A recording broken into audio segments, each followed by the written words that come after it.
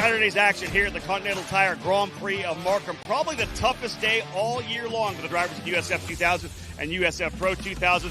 With the track, of course, not being ready on Friday, we jammed everything into Saturday. A short warm-up right into the race. Very challenging for the drivers. They'll do it all again here today on a beautiful Sunday just outside Toronto. Hello, race fans. My name is Rob Howden. Great to be here in Markham. This track is getting rave reviews from all the drivers from USF 2000 all the way through to the NTT IndyCar Series.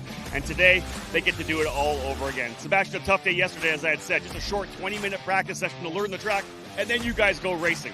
How is the track right now? Your thoughts on the layout itself? Well, my first lap in the track was like super challenging. I didn't know which corner we was. I kept learning every lap in the practice. Like I was pushing every lap. I finished sixth in the practice. I was going faster, but then the red flag came. And for the race, we just see my video, see which parts can I get better. And I knew in the race I would be fast. I'm so confident in street circuits. Like in St. Pete, we were really good. And we got the fastest lap. We led every lap. Now 5 laps more, I think, today. So yeah, try to do the same and maximize our results. Let's talk championship as well. You got up to a fantastic start to the season, as we know, 3 wins in the first 4 races. Great finishes through the rest of the year, but now you're starting to win some races again. Are you thinking championship with just this race and the finale in September still to go? Well, of course, I always want to win, but sometimes we need to maximize our results. In Portland, race 1 and Mid-Ohio race 1 was unfortunate. Like in Mid-Ohio, trying to pass for third, I crashed. And Portland, I have an incident with Tully. But the thing is, I recover. I know I have the confidence to win again races. My team has given me an awesome car, and I know we can do it again today and try to win the championship, try to extend more for this race and to be more like calm in Road America, because I know if I can win this race, I can just finish like top 8 every race in Road America. Let's talk about the track evolution. Yesterday, IndyCar came out before your race. The track's going to change. They're going to have a warm-up today as well. They had qualifying yesterday. What do you anticipate the track to feel like rubber-wise and grip-wise when you get out for the race today? Well, I think the track will be a lot faster today, like because the rubber and because it's like colder now. So yeah, I expect to go like 1 second faster, I think. Try to like just a little bit like change my lines because IndyCar changed it. So in the warm-up lap, try to see how is the grip and try to do that. This driver here right now, folks, looking to see if he can't grab a championship. He was a Lucas Oil School of Racing champion a couple of years ago, USF 2000 rookie last year. Sebastian Garzon for D-Force Racing, lining things up for what he hopes to be an easy weekend at Road America to come away with a championship to go USF Pro Racing in 2027.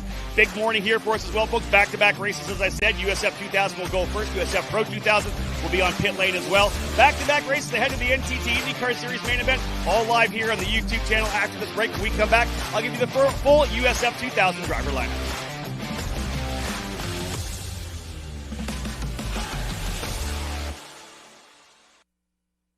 You can feel confident Continental is the smart choice in tires. Can they handle extremes? Yep. Tested from the Texas desert to near the Arctic Circle. Really? Really. Anything for the guy who finds that one pothole? Yeah. Road hazard coverage has your back. For real? Absolutely.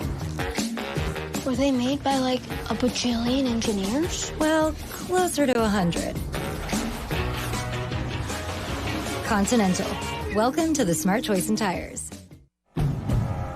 We test every vehicle for driving safety, performance, and efficiency. But we also believe a vehicle should be fun. So we set out to test the all-new Prelude for joy, excitement, and exhilaration.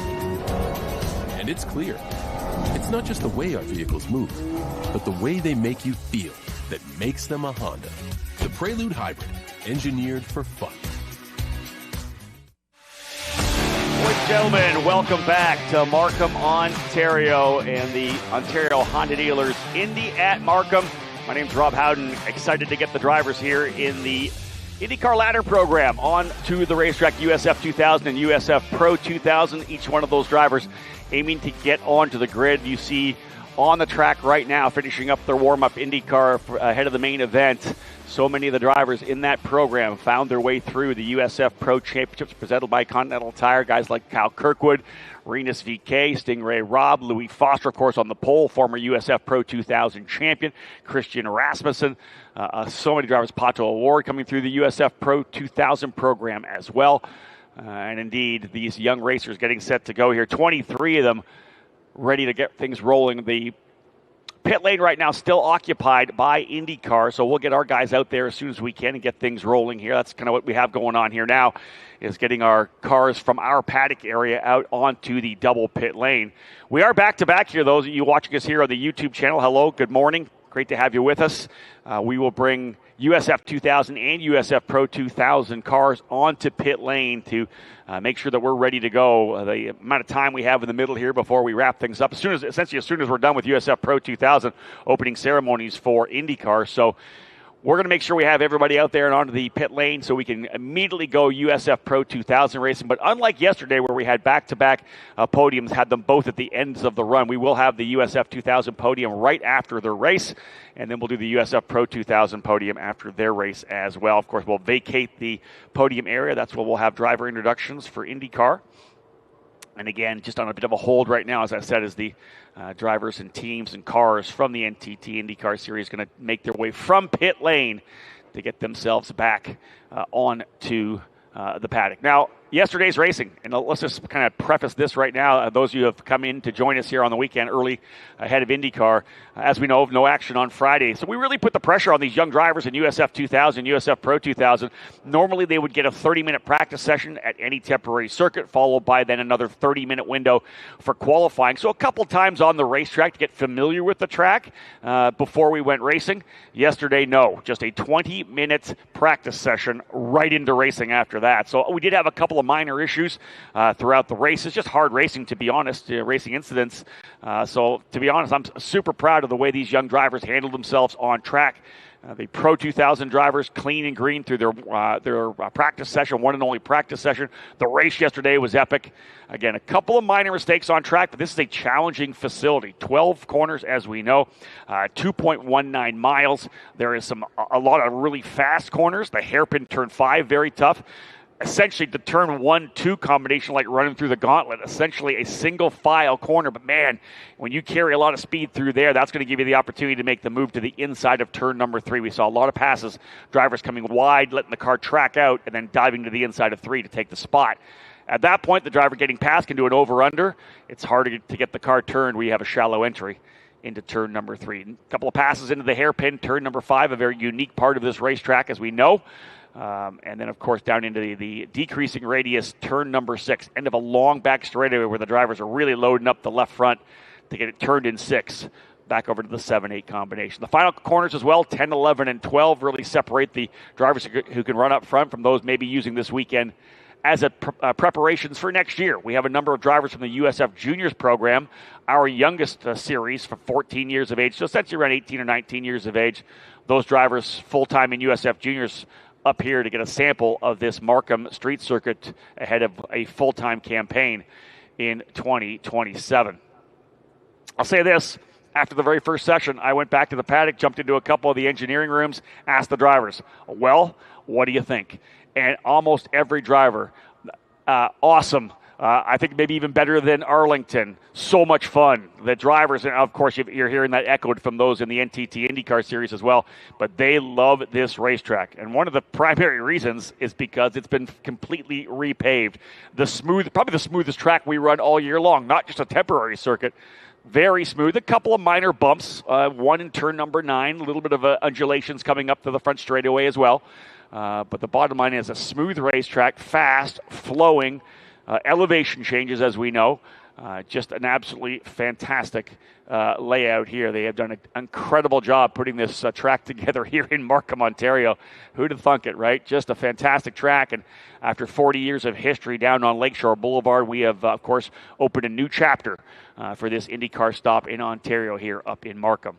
23 drivers will get set to go here in the USF 2000 program. Those cars kind of rolling their way out right now. I haven't got word from IndyCar yet where we are in terms of countdown to the command to fire engines. 23 drivers are getting ready to roll out here, though. Let's have a look at that field. I think they are getting onto the grid now. We'll start from the tail of the field, starting in the 23rd spot, because I'll preface with this first. Yesterday, because we had no qualifying, we set the grid based on the points. for race number 2. Fastest laps from race number 1 is what set the grid for race number 2. So Joao Vergara for VRD Racing had made things tough on him. Got in an incident in the opening lap. Did not complete a circuit, so he's going to start at the tail of the field. Joao coming into the weekend 4th place in points. Damaging for that driver out of Florida for VRD in the number 3. But he'll be a guy to watch for coming from the tail of the field. No doubt the pace is there to run up into the top 10. Up into row number 11, Ayrton Khan had an issue on the opening lap as well. Tagged the wall. He did not finish a lap, so the exclusive Autosport driver from New Mexico starting in the 22nd position outside of row number 11 in the 94. Alongside him, Jack Morhart in the number 78 from Traverse City, Michigan for VRD Racing. Morhart has completed every race thus far this year. Again, all about gaining experience for a full season in 2027. We'll go up to row number 10 now, starting on the outside from Utah. Dean Peterson in the number 21, a one-off effort here for VRD Racing. He's concentrating on some F4 series over in Europe, Czechoslovakia, in Spain. But we expect to see him at some street circuit races with us next year. Good to have Dean here in the number 21. Alongside him will be Elias Vignola in the number 10, the driver out of Mexico City, Mexico for D-Force Racing. Another full-time USF Juniors driver who is, again, jumping up to do a couple of races this year, planning a full-time USF 2000 assault in 2027. Moving on to row number 9, starting on the outside, Callahan Peter out of Indiana for Jay Howard Driver Development, powered by ECR. His 18th birthday yesterday. Didn't get a chance to wish him a happy birthday. He'll roll from 18th here now in the number 9. Alongside of him out of McKenna, Illinois, Brendan Cooley, another one of our full-time USF Juniors drivers. Again, looking for USF 2000 in 2027, the exclusive Autosport rookie in the number 95, starting in 17th. Up now to row number 8, one of the Canadian drivers in the field out of Cambridge, Ontario, Cole Medeiros in the number 97 for exclusive Autosport. He'll start 16th alongside the only female we have in USF 2000 this year, Kaylee Countryman from Arizona, splitting her time with USF 2000 and the F1 Academy, the Jay Howard Driver Development pilot in the number 5, set to roll off from P15. Up to row number 7 on the outside from Omaha, Nebraska for D-Force Racing, the rookie Thomas Nordquist in the number 17. And all the way from South Africa for PFH Racing, Vian Bossoff in the number 67. We'll start on the inside of that row in 13th position. Moving up now to row number 6 on the outside, another one of the Canadian drivers in the number 24 from Montreal, Quebec, Canada. That is Lucas Nanji, the rookie in the number 24 machine for Pabst Racing, starting 12th alongside the Englishman, Max Cuthbert, another one of our juniors drivers. He ran last weekend at Portland and up here in USF 2000. Again, Cuthbert for Jay Howard Driver Development in the number 8. Into the top 10 now as the drivers start to roll their way out onto pit lane. Outside of the front row from Brazil, Naim Saleh in the number 7 for Jay Howard Driver Development. He'll start in the 10th position alongside Gabriel Kahn for exclusive Autosport. His brother, of course, Ayrton, starting deeper in the field. Gabriel, the number 93, had an incident, had to get a wing change, but a yellow allowed him to come back through the field, which was big for Gabriel Kahn. He was able to get back up to 12th. Good for points as he currently sits inside the top 10. Kahn and Saleh on row number 5. Moving on to row number 4, Ryan Janetta in the 44 had an issue as well yesterday for VRD Racing, but a couple of podiums so far mid-season, and right there in the top 10 in points, the driver out of California in the 44 starting 8th. Alongside him, currently 3rd place in points, a rough one yesterday, got taken out of the opening lap, fought his way all the way back up into the 7th position to keep himself in championship contention. Again, that is the driver out of Australia, Eddie Beswick, for Pabst Racing in the number 23. We'll move now to row number 3 on the outside. Very impressive runs through the midseason here for Wesley Gundler in the number 46. Gundler out of Holly Springs, North Carolina, running for Envy Motorsports. He'll start on the inside of row number 4, or rather the outside of row number 3, alongside Evan Cooley, the exclusive Autosport driver who drove his way up to the podium yesterday. Evan Cooley in the number 90 for exclusive. He's right there in the points as well, I believe up into the 4th spot in points. Cooley in the 90 starting P5.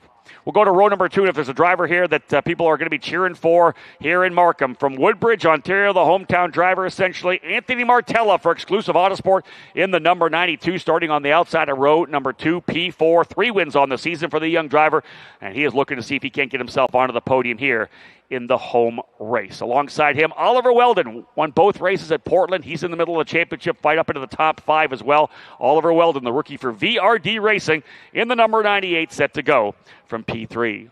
23 drivers in the field, 2 on the front row, off pole.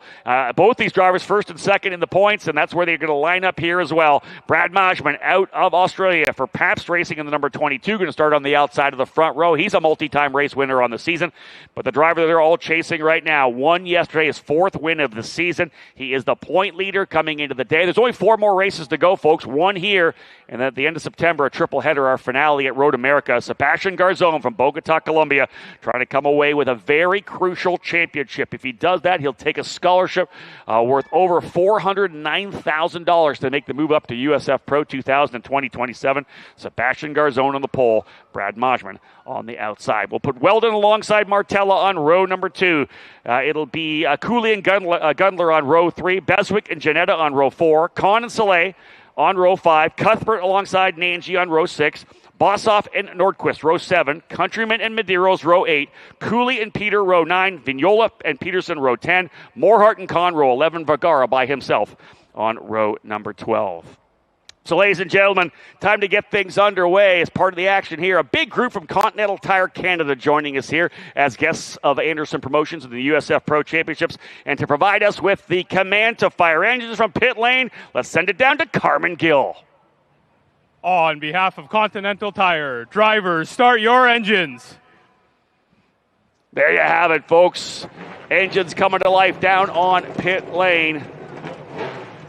All the drivers in exactly the same elite engines. Tatis chassis, Continental tires all the way around. A spec program. All the drivers essentially running the same equipment. The teams can, of course, affect it quite a bit with the way they set the car up. But the bottom line is it really comes down to driver, and that's what this program's all about. Drivers getting set to go 23 strong. Again, my name's Rob Howden, joined by the voice of this event, Todd Lewis. Todd, and I get a chance to work together at a number of races throughout the year, kicking the season off at St. Petersburg. It's been a while since you've seen these drivers in person, but man, we've got a great lineup of drivers here today. Super impressive to see how they have matured and grown as the season has gone along. You talked about the start of the year at St. Petersburg. We have seen these drivers mature. We have seen them improve throughout the season, which is exactly what you want as part of the USF Pro Championships, to see the drivers continue to grow and improve. We saw it yesterday, great demonstrations of it. You touched on it with Gabriel Kahn, who had the issue, but then was able to fight his way back and come up with a 12th place finish. How about Eddie Beswick? Also had trouble on the opening lap, still comes back with a top 7 finish to, again, try to keep championship hopes alive. It's going to be tough against Sebastian Garzon. Indeed. Looks like number 97 of Cole Medeiros not pulling off. I wonder if there's an issue for Medeiros right now or if he'll have to start at the tail of the field. But you see a number of drivers with that sticker flying around on the tire. Essentially coming into a weekend like this, we would normally have 3 sets of tires for them to use over the 4 sessions, essentially. Yeah, they're going to work here. Something's going on with the 97 of Cole Medeiros. They're jumping in there quickly to see if they can't get him refired. Some kind of a technical issue with the 97, so the exclusive Autosport crew going to work on that as quickly as they possibly can. But again, essentially fresh tires for both races. A lot of the times we'll have those 3 sets of tires. They may use 2 sets in qualifying, do 2 separate stints and then take one of those used sets and run them in the race, and then 1 set on stickers. The fact that they had 3 sets of tires for essentially 3 sessions, they're going to be on sticker tires essentially for both races. Some drivers may elect to go with a scuff set. They're going to be a little bit better on the opening couple of laps because they're not having to clean the tire off and they'll get up to temperature quicker. Some drivers, of course, looking for that advantage of a sticker tire. Yeah, so I guess essentially an even playing field. It's all in the hands of the drivers now, what they can do with these cars over the run of 20 laps today. A little more than yesterday, which is nice. We had a bit of a compressed schedule. We'll get the full 20 laps today. And again, can't impress upon our fans enough as to how well these drivers have performed under evolving conditions of the track and an evolving schedule as well. Really great job. So in practice yesterday morning, I was essentially announcing while holding my breath because I just wanted everybody to be able to get through and learn the racetrack. This is all about driver development, all about learning. And of course, with the compressed schedule, not being able to get on track on Friday, we took away their qualifying session. It essentially was, here's 20 minutes to learn the racetrack. It ended up being 8 or 9 laps for the drivers in USF2000 after an issue late in the run. And then, hey, we're going to go wheel-to-wheel racing for 15 laps. So I thought they did a great job. The issues we had yesterday in the race were really just racing incidents. You could see at any circuit, and it happens with these young drivers. They'll make mistakes. We expect them to be a little better when they get to Pro 2000, right? They've already gone through juniors. They've gone through USF 2000. if you're in the Pro 2000 category, we expect a lot more out of you. You've hopefully made your mistakes. The same thing when you get up to the Indy Next Series. Expectations rise the further that you move up in the championship. So drivers circulating around now. Any of those stickers that were on the tire seem to have all but disappeared as they're getting some heat into those and getting ready for our start here this morning at the Ontario Honda Dealers Indy at Markham. 70 degrees Fahrenheit, about 17 degrees Celsius here. So it's going to warm up. We're expecting a high of 80. But right now, the drivers will start lining up out of turn number 5. We're going to start them on the back straightaway. You don't want the guys going side by side through turn number 1, through the gauntlet there. Just not quite enough room. But the remainder of the field is going to line things up. They'll get out of turn number 5. We'll get them 2 by 2 as they work their way up that back straightaway. First 6, 7, 8 rows looking good. Everybody else have a chance to get themselves up into position. Time to get things underway. Garzone on the inside. Majman on the outside. Getting ready to go here for the drivers in USF2000. They're back end of a doubleheader here in Markham. Field set, lining things up, and we are green, 4 wide coming down into turn number 6. Couple drivers looking to go to the very outside. You've got to give room coming through turn 6, a decreasing radius right-hander out to a short shoot here over to turn number 7. It'll go 5 lanes to 4 lanes to 2 lanes. 4 lanes here at turn number 6 is going to get very narrow here coming through turn number 7 and 8.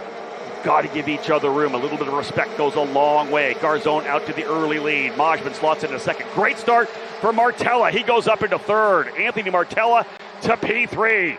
As we're looking good here on the opening circuit, coming through the 10, 11, 12 complex. You can see drivers given just enough room to get through there. They're going to have to single file it through 1, 2. So good start so far for the drivers here in USF 2000. A clean opening circuit. A little bit of defense further back as the drivers coming now through turns 1 and 2. Here's that move I talked about down to the inside there. Good pass. That is Eddie Beswick getting by Wesley Gundler into turn number 3.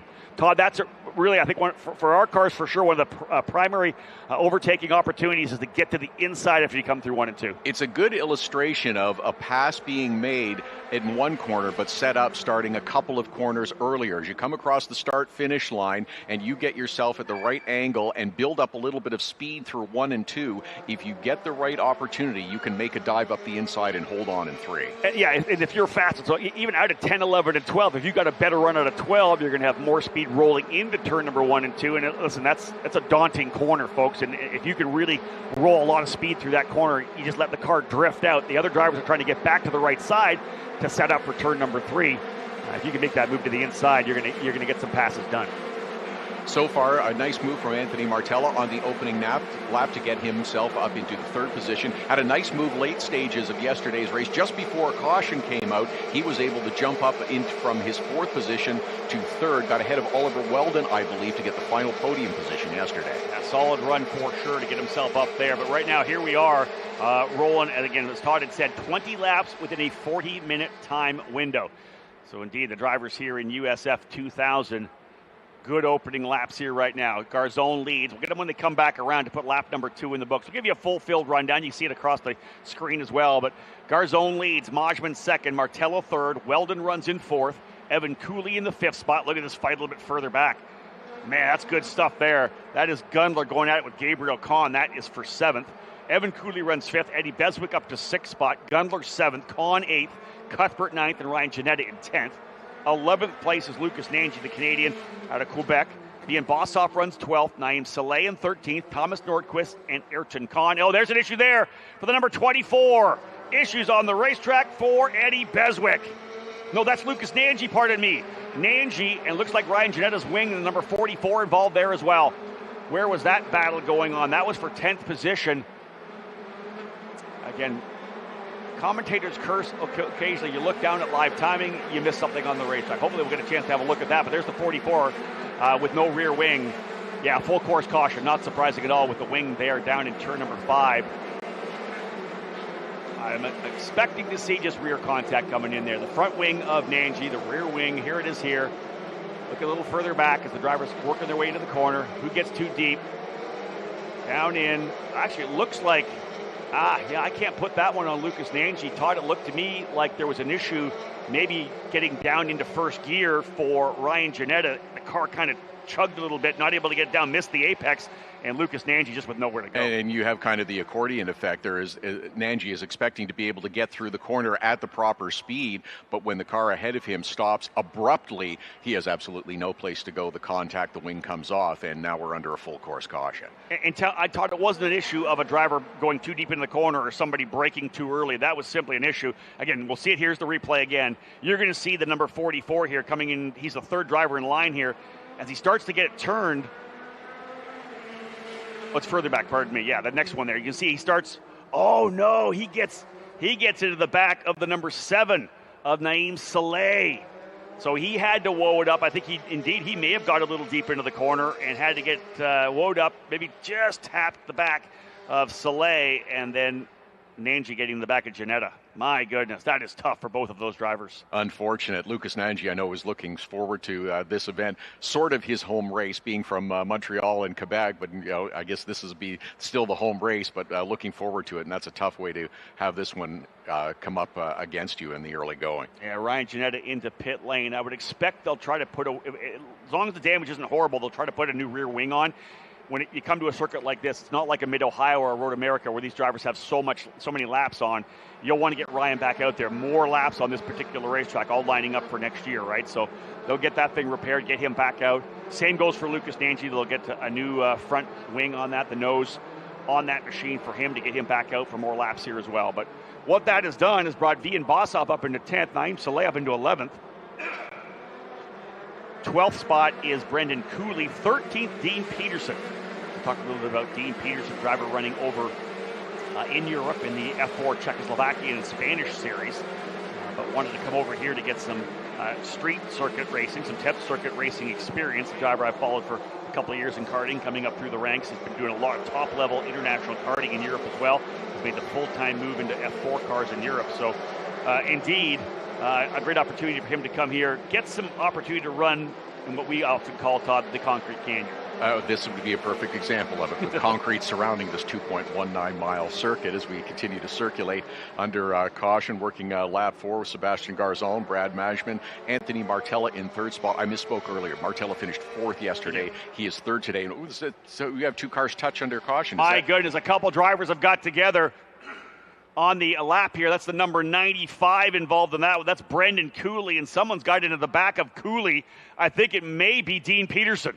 Yeah, we just talked about Dean Peterson and contact as I think they were going to ready to come back to green flag racing. That's twice now for the announcers, curse in one race. What have I done? But I know it's just everyone's just kind of focused on their plan to circulate, try to get a little bit of heat in their tires. It looks like the field is all lined up, getting ready to go, and then everybody kind of checks up just a little bit, and Peterson gets into the back of the 95 car. They were literally kind of getting rolling, getting the speed to pick up a bit. You'll often see that accordion. You got to give yourself enough room, and Peterson did not, and he climbed up the left rear of Cooley. So we remain under yellow as a couple of drivers have had some issues there. Dean Peterson, when you're coming to green like that, if you're further back, they were essentially running, I think, down in the 13th or 14th spot. Give yourself lots of room.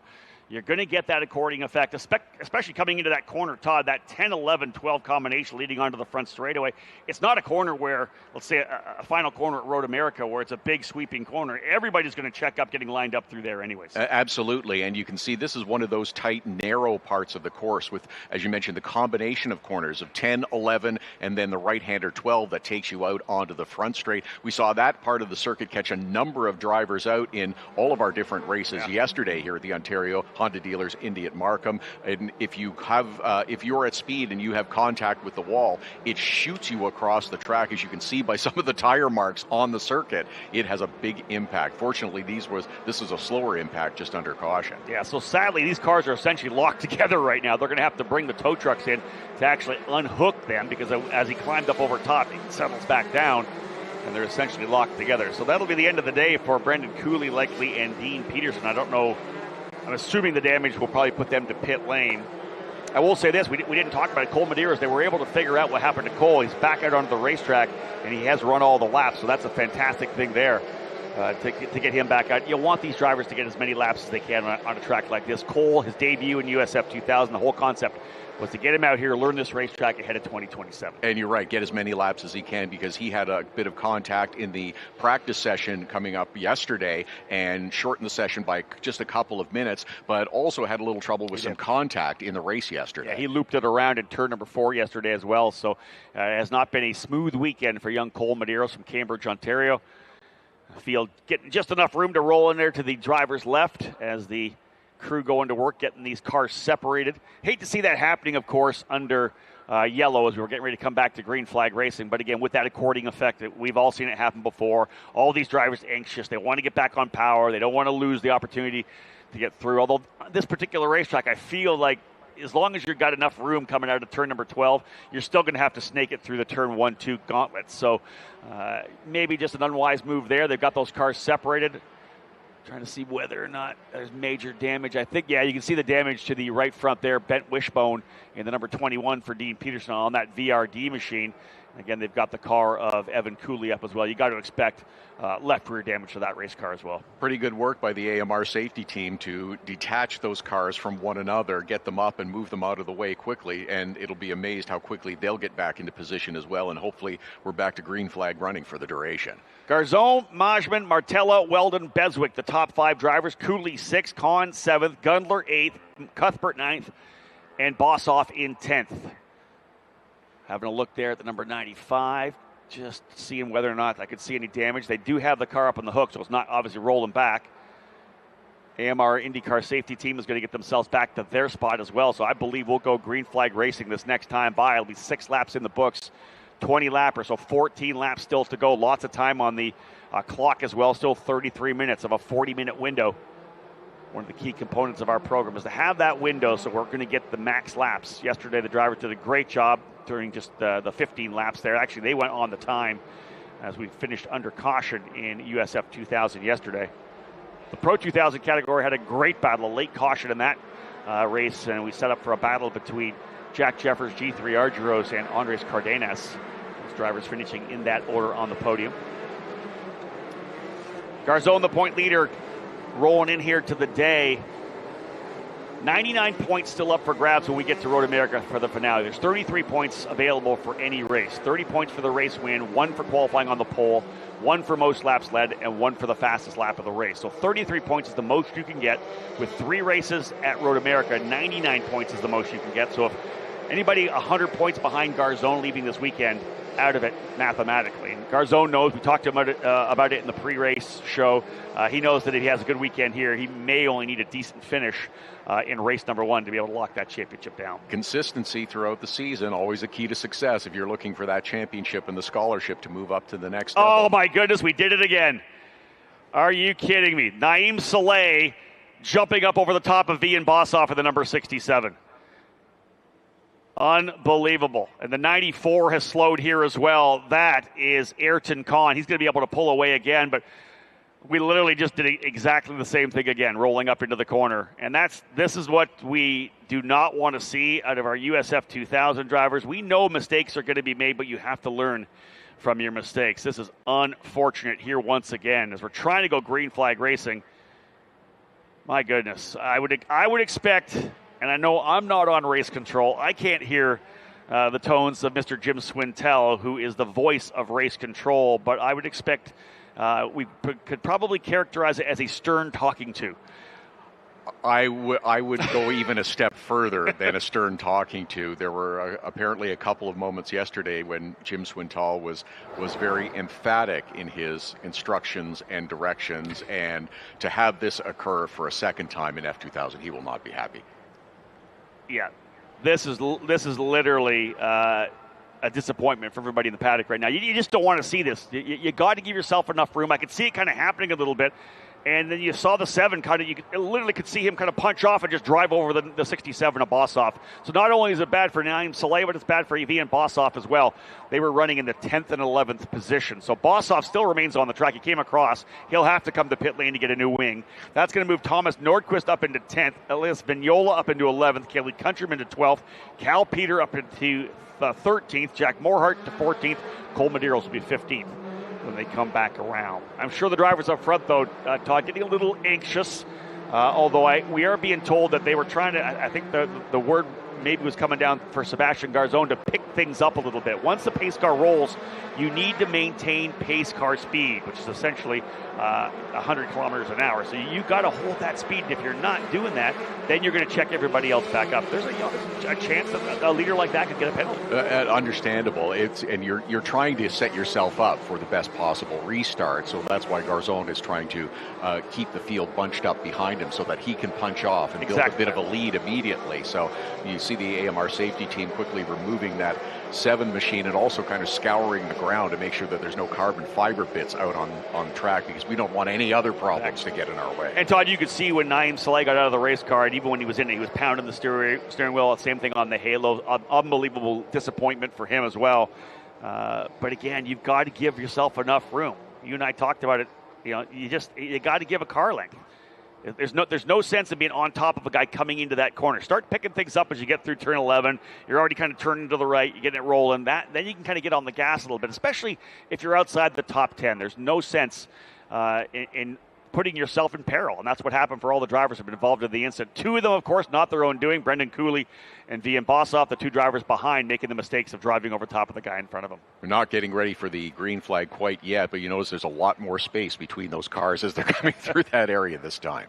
Yeah, 4 drivers out of the race with the contact that happened coming back to the green under yellow. And I'll tell you this, I would expect those 2 drivers will be taking a visit to the steward's office when these races are done here today, because that's something where, and again, I'll go on the positive side, is a teaching opportunity, a teaching moment for our race stewards to sit down and say, listen, here's what you did. What is your exit strategy? This is how you approach this. How can we learn from this so it doesn't happen again? Exactly right.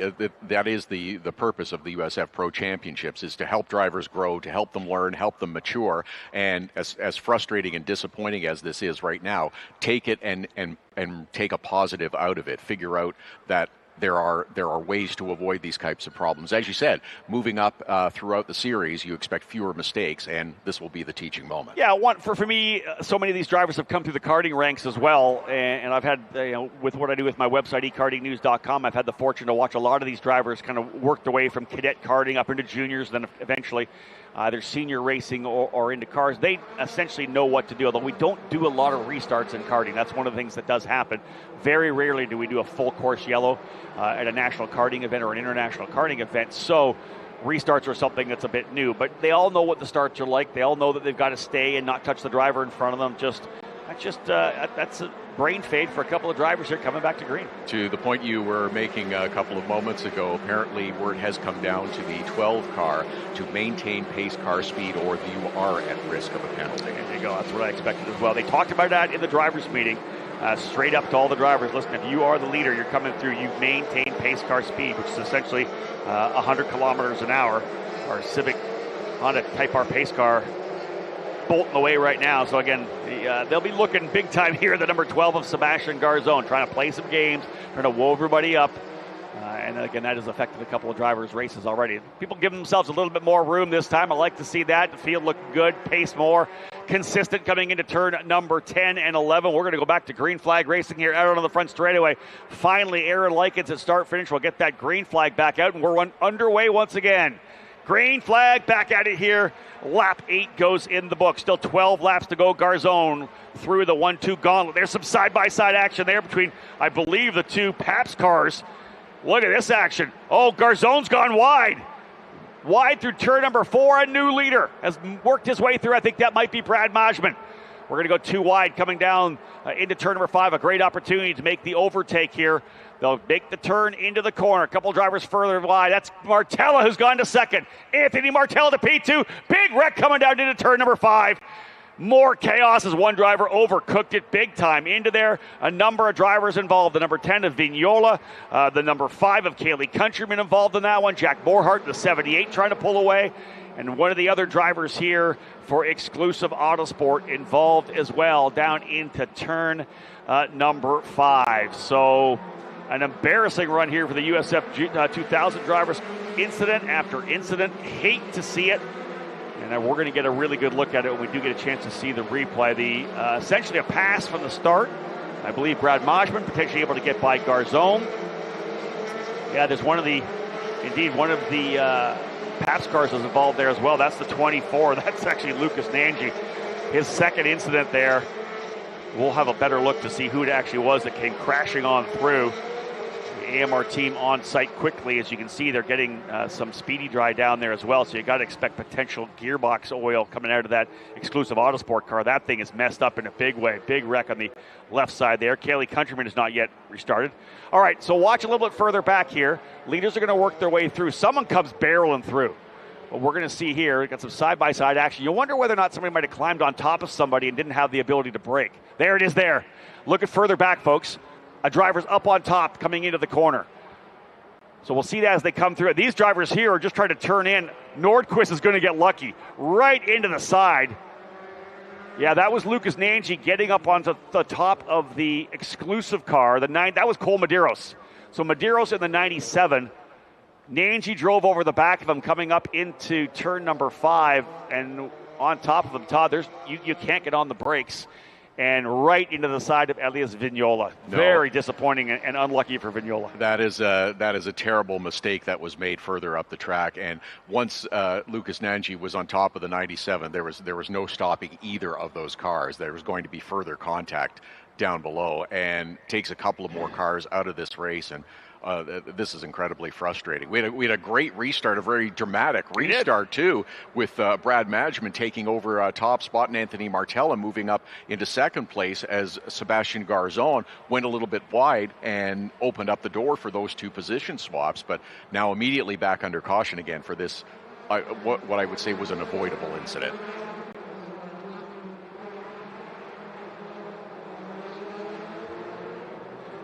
So Majman, Martella, Garzone, Weldon, and Beswick still top 5. Wesley Gudler's up into 7th, but last time I saw Wesley come through there, I believe he may have a little bit of front wing damage.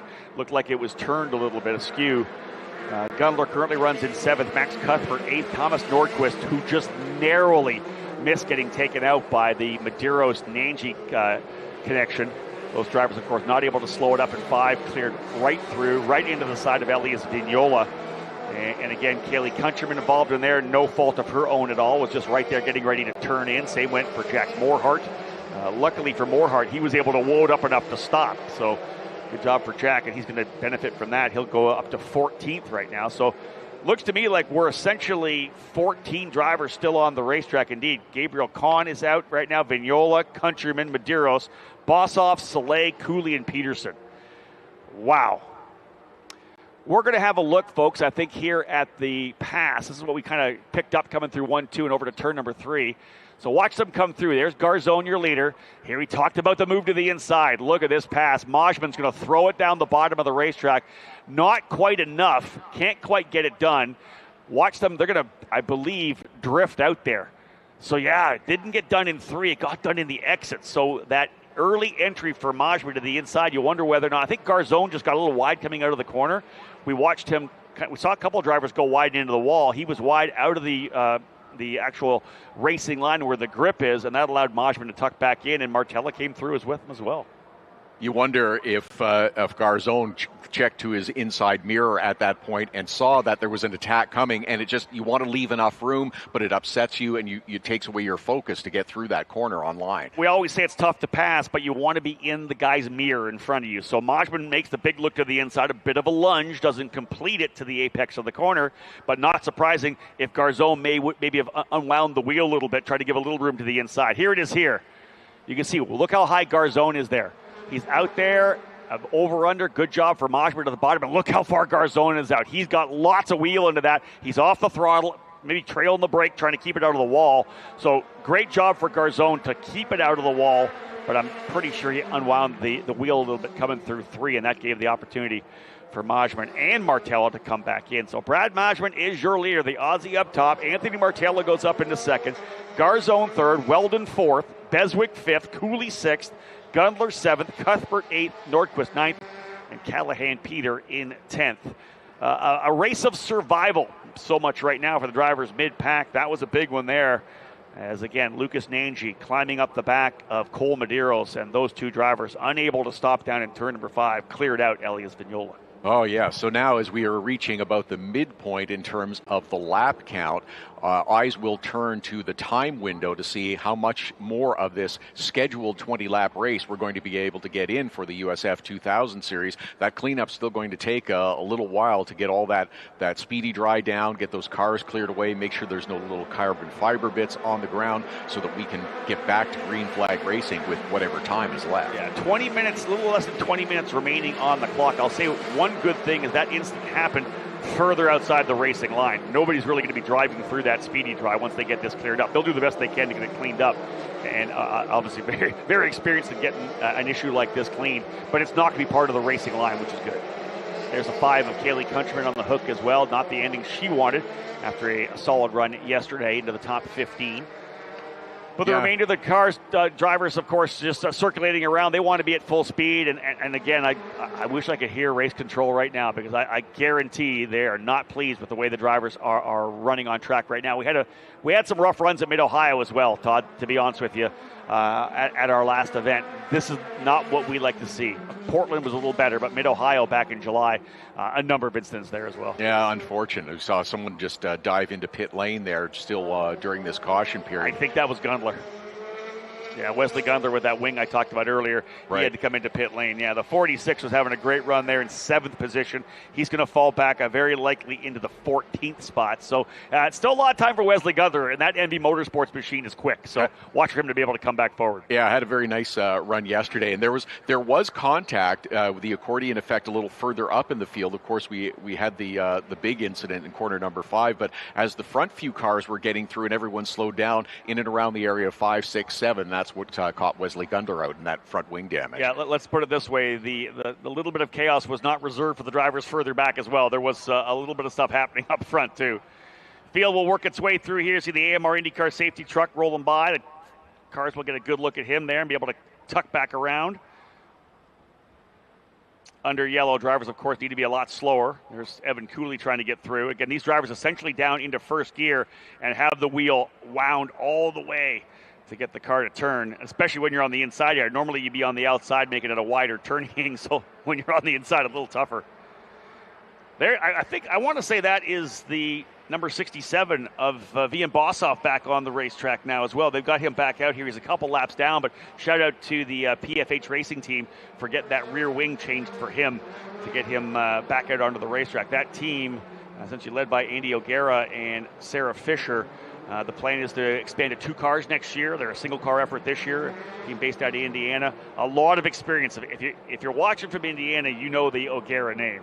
When it comes to oval racing, you know that last name, whether it's midgets, Silver Crown, and of course Sarah Fisher, one of the most famous drivers in the IndyCar program. Lots of Indianapolis 500 starts, and great to have her and her husband Andy with that program. They've got a young driver, their son Danny O'Gara is coming up the ranks. He's running in the Lucas Oil School of Racing. We're going to see him in USF Juniors here in a couple of years when he turns 14. Also, I think he won in a Kenyan midget last night as well. So, yeah, the DNA of racing is very strong in Danny O'Gara. So I'm excited to see him get to our series. It's great to see such long-time participants in motorsports and in racing and part of the USF Pro Championships. New teams coming in as well. Zach Veach is going to have a team starting next year. Yeah, very excited. Zach Veach, if you've been following our series for a long time, you got to go back 16 or 17 years when he was running in USF 2000. Worked his way, of course, as we know, up through into the pro category, Indy Lights, and eventually into IndyCar. But Zach Veach is a part of a new program, Zabak Simpson Veach Motorsports. They're going to debut in USF 2000 next year, very likely a 2 or 3 car effort next year for that team. So, yeah, there's a lot of excitement around the program. As we know, we talked about the new car that will be coming out in the USF Pro 2000 category. There's lots going on behind the scenes for 2027. We're working on our schedule as well. IndyCar showing the first half of their schedule. We'll be at a lot of those races, as we always are. as kind of the support card and the development program for IndyCar. Wait for that second half of the season to get confirmed. We can kind of put our puzzle pieces together. We really can't finish off our 2027 season as we do any year until IndyCar gets theirs locked and loaded as well. But it shows again the importance and the success of the USF Pro Championships in that scholarship program, that teams want to be a part of it. Drivers want to be a part of it as well, because there is the scholarship. There is a proven path to move up the ranks from USF Juniors to F2000, Pro 2000, and eventually on to Indy Next, and ideally the NTT IndyCar Series. That's it. You know, we look at our USF Pro 2000 champions for the last 8 years. 5 of those drivers are in IndyCar. 2 of them made the Fast Six with Renus VK and, of course, the Polster to Louis Foster, the 2022 USF Pro 2000 champion. But then the other 3 are stars right now in the Indy Next Series, right? Miles Rowe, Lucky Hughes, and Max Garcia.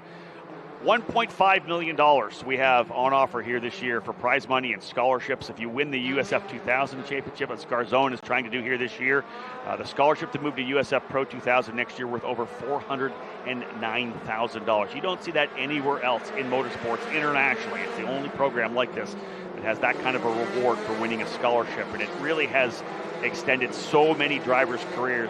You sit down and talk to Kyle Kirkwood or Christian Rasmussen, they'll tell you they would not be where they are right now if it wasn't for the scholarships, because they won all 3 levels, right? They won USF 2000, they won the Pro 2000 category, they won in Indy Next as well. All those scholarships allowed them to keep the dream alive and potentially become stars in IndyCar.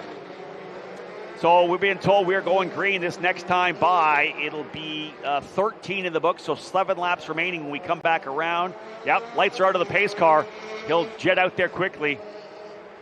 Gail Troyce, our pace car driver, as she has been for many years. She'll get that car woed up and into pit lane. Otherwise, back in the hands of Sebastian Garzone. No, one more lap. Okay, I thought we were going green. They're back on. They pulled that back. So one more lap around. So it'll be 6 laps to go to cap things off. Hopefully we get the dash done. 13 minutes still remaining on the clock. Not a race I hoped that would go on to the time limit, but we'll see how it plays out here. Drivers have not been able to get back to racing. 2 issues coming to the restart, and then 1 into turn number 5. We thought that Remington Horseshoe might be an interesting point on this circuit here at the Ontario Honda Dealers Indy at Markham. It has proven to be, unfortunately, a significant issue here in the USF 2000 series. But cleanup done, as you mentioned, all that speed dry is well off the racing line, so that should not have an impact. And now drivers will have to refocus after such an extended period of caution and just quickly getting back to green and before going back under the yellow situation again. So let's have a good focused restart and get these final 6 laps of green flag racing. There's the 46 there of Wesley Gundler. This is actually going to help him. He got the wing change. He's back out onto the racetrack. 14 drivers remain on the lead lap. Ian Bossoff back on track as well, 2 laps down. But yeah, take a deep breath, folks. Cinch down those belts. Get focused and get back at it again. It's been a very messy run here for USF 2000. We're hoping for a lot more out of our USF Pro 2000 drivers in the next race, which will head to the racetrack right after we wrap things up with Victory Lane celebrations. We'll take our top 3 drivers from this race to Victory Lane, have our celebration there, and then get racing with USF Pro 2000. Of course, the countdown clock, but almost 2 hours and 20 minutes, Todd, before we get rolling with IndyCar? That's right. Green flag is scheduled for about 12:22. Opening ceremonies at about 11:20 after we're wrapping up the USF Pro 2000 race. So busy busy Sunday here at the Ontario Honda Dealers Indy at Markham with lots of on-track racing action. All right, let's see if our USF 2000 drivers can give us 6 green laps to cap things off. As I said before, very messy thus far. Garzone's already going to start spooling things up and working his way through turn number 10, 11, and 12. Garzone, pardon me, in third. It's Majman up front. I forgot about the change. So it's Majman up front right now. Brad Majman. He gets on the throttle quickly. We are underway through 1 and 2. Does Martella make a move here in the opening lap? He'll work their way out of turn number 2. Not close enough. Good job for Martella. Why not let things kind of spread out a little bit? You can see a pass getting done further back there. Here's Mayo side by side coming through 4. They are, contact between the 2 drivers up front, and they're off. Garzone's going to get collected. Martella's collected as well. Martella and Majman collected. Another driver with nowhere to go careens into them as the track almost blocked, coming out of turn number 4. Another issue, and that is 2nd and 3rd collected there. Anthony Martella, not the way he wanted to finish the race. He made a move to the inside of Brad Majman coming through turn number 4, but they locked wheels coming out of the corner. Across the track, right into the 12 of Sebastian Garzone. And does this blow things wide open for the championship? Indeed, it does. Wild stuff here. And again, another no start for USF 2000. And I got to think this will very likely bring it to an end, knowing how much work's going to be done to unhook 3 race cars out of turn number 4. They are absolutely connected. Unfortunate that we have the third car collected in there with absolutely nowhere to go, as you mentioned, as you're seeing Anthony Martella jump out of his car. Had a run coming out of corner number 3 towards the inside of Brad Majman, but the 2 cars got collected together, as we'll be able to go back and have a look at it. All right, folks, we have a replay for you. The battle between Martella and Majman coming out of the corner. Here's they run out of turn number 3. Majman to the outside. Martella's going to tuck it down into the bottom. He's going to be almost side by side coming into the corner. He closes up alongside. Majman gives him room on the inside. I think they're going to have room on the exit as well. We'll see this coming out. Majman there. Martella not quite able to come through. And watch this here. As they come out of the corner, they're kind of sliding. We'll watch the other driver coming through here, trying to figure out where to go. Yeah, see, Callahan Peters sees them coming across the racetrack into him, and that's a split second. Do I go to the right or do I go to the left? They're coming back across the racetrack. He elects to go driver's left, and there was just not enough room. They kind of came to a stop. He needed to stay to the right side of the racetrack. Tough one for Callahan Peter there, as he was the driver who had to go either left or right. He chose the wrong way and finds himself in the incident as well. And that's the unfortunate part. It is a split second. You think that with the cars drifting back across to the right-hand side of the racetrack, if you go driver's left, but just enough of an opening did not open up for him there. So unfortunate to have Anthony Martella collected and Sebastian Garzone. As you mentioned, he was hoping to survive through this weekend, come away with a nice, comfortable lead in the championship to go to the final round and have the triple header, just be there, yep. Be consistent. Looks like it's going to be a bigger fight in the season end. Yeah, instead, because we've had so much chaos already, he's going to finish in the 13th spot. The guy he's battling, Brad Majman, P1. Here's another look at it here, folks. You're going to see Martella, once he gets around the corner, the car steps out a bit on the right side. Watch when he comes through here. He thinks he's clear, not quite clear enough, and couldn't keep it to the side, and that was right rear to left front contact. Garzone tries to go to the right side, can't get through. And again, as it happens, watch them start coming back across the track here. Callahan Peters thinking, okay, which way do I go? I'm going to go this way, and not a chance. He needed to stay to driver's right. Everybody else able to roll through. So, wow, let's kind of reset for you here, folks. I'm going to say very close to being the final result. Brad Majman leads the way. Oliver Weldon in second. Eddie Beswick third, Evan Cooley fourth, Max Cuthbert, the USF Juniors driver, now up into the 5th spot. Thomas Nordquist in 6th, Ryan Janetta 7th, Ayrton Kahn 8th, Joao Vergara 9th, and Wesley Gundler back up into 10th position, having got that wing changed. Man, oh man, just chaos filled here for USF 2000. They had a very strong run yesterday. This one has been unbelievably messy. Yeah, very much so, and it's bounced back for Ayrton Kahn, who had difficulties yesterday. He's running in the top 10 as well. Joao Vergara, who had problems, started at the tail end of the field. He's also in the top 10 right now. Yeah, those drivers staying out of trouble, working their way forward, doing a great job there.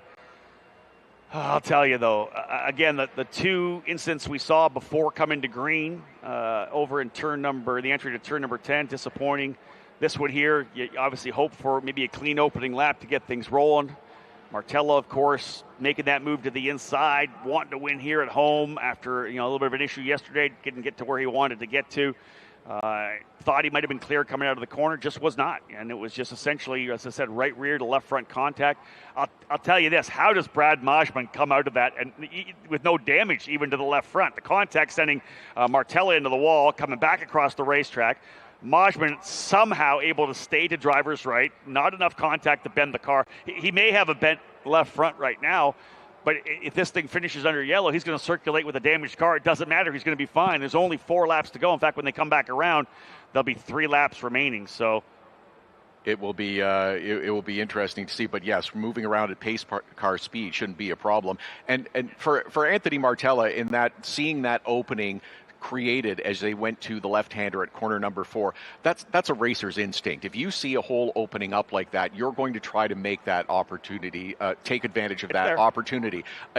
He drifted out a little bit. There was a little bit of contact. He tried to stay off the leader of Brad Majman, but sometimes race cars are going to come together. Yeah, and where Brad was on the outside, he can't check up there either. If he gets on the brake or checks up, he's going to be in the wall. Because all of a sudden he's going to lose the rear of the car. So he's holding on the outside as it is, trying to keep it off the wall. I'll say this, folks. I mentioned the fact that we had 4 more laps to go, but we are now down onto the clock. There is just about 5 minutes remaining. And they're circulating, as we know, very slow lap times. They're getting around here at almost 3 minutes. We're only going to get 2 more laps in here, I think. So we're not officially going to call it right now, but with the time winding down, 2 cars still to clean up. Very likely that we're going to see Brad Majman coming away with the win here. Huge for points for him.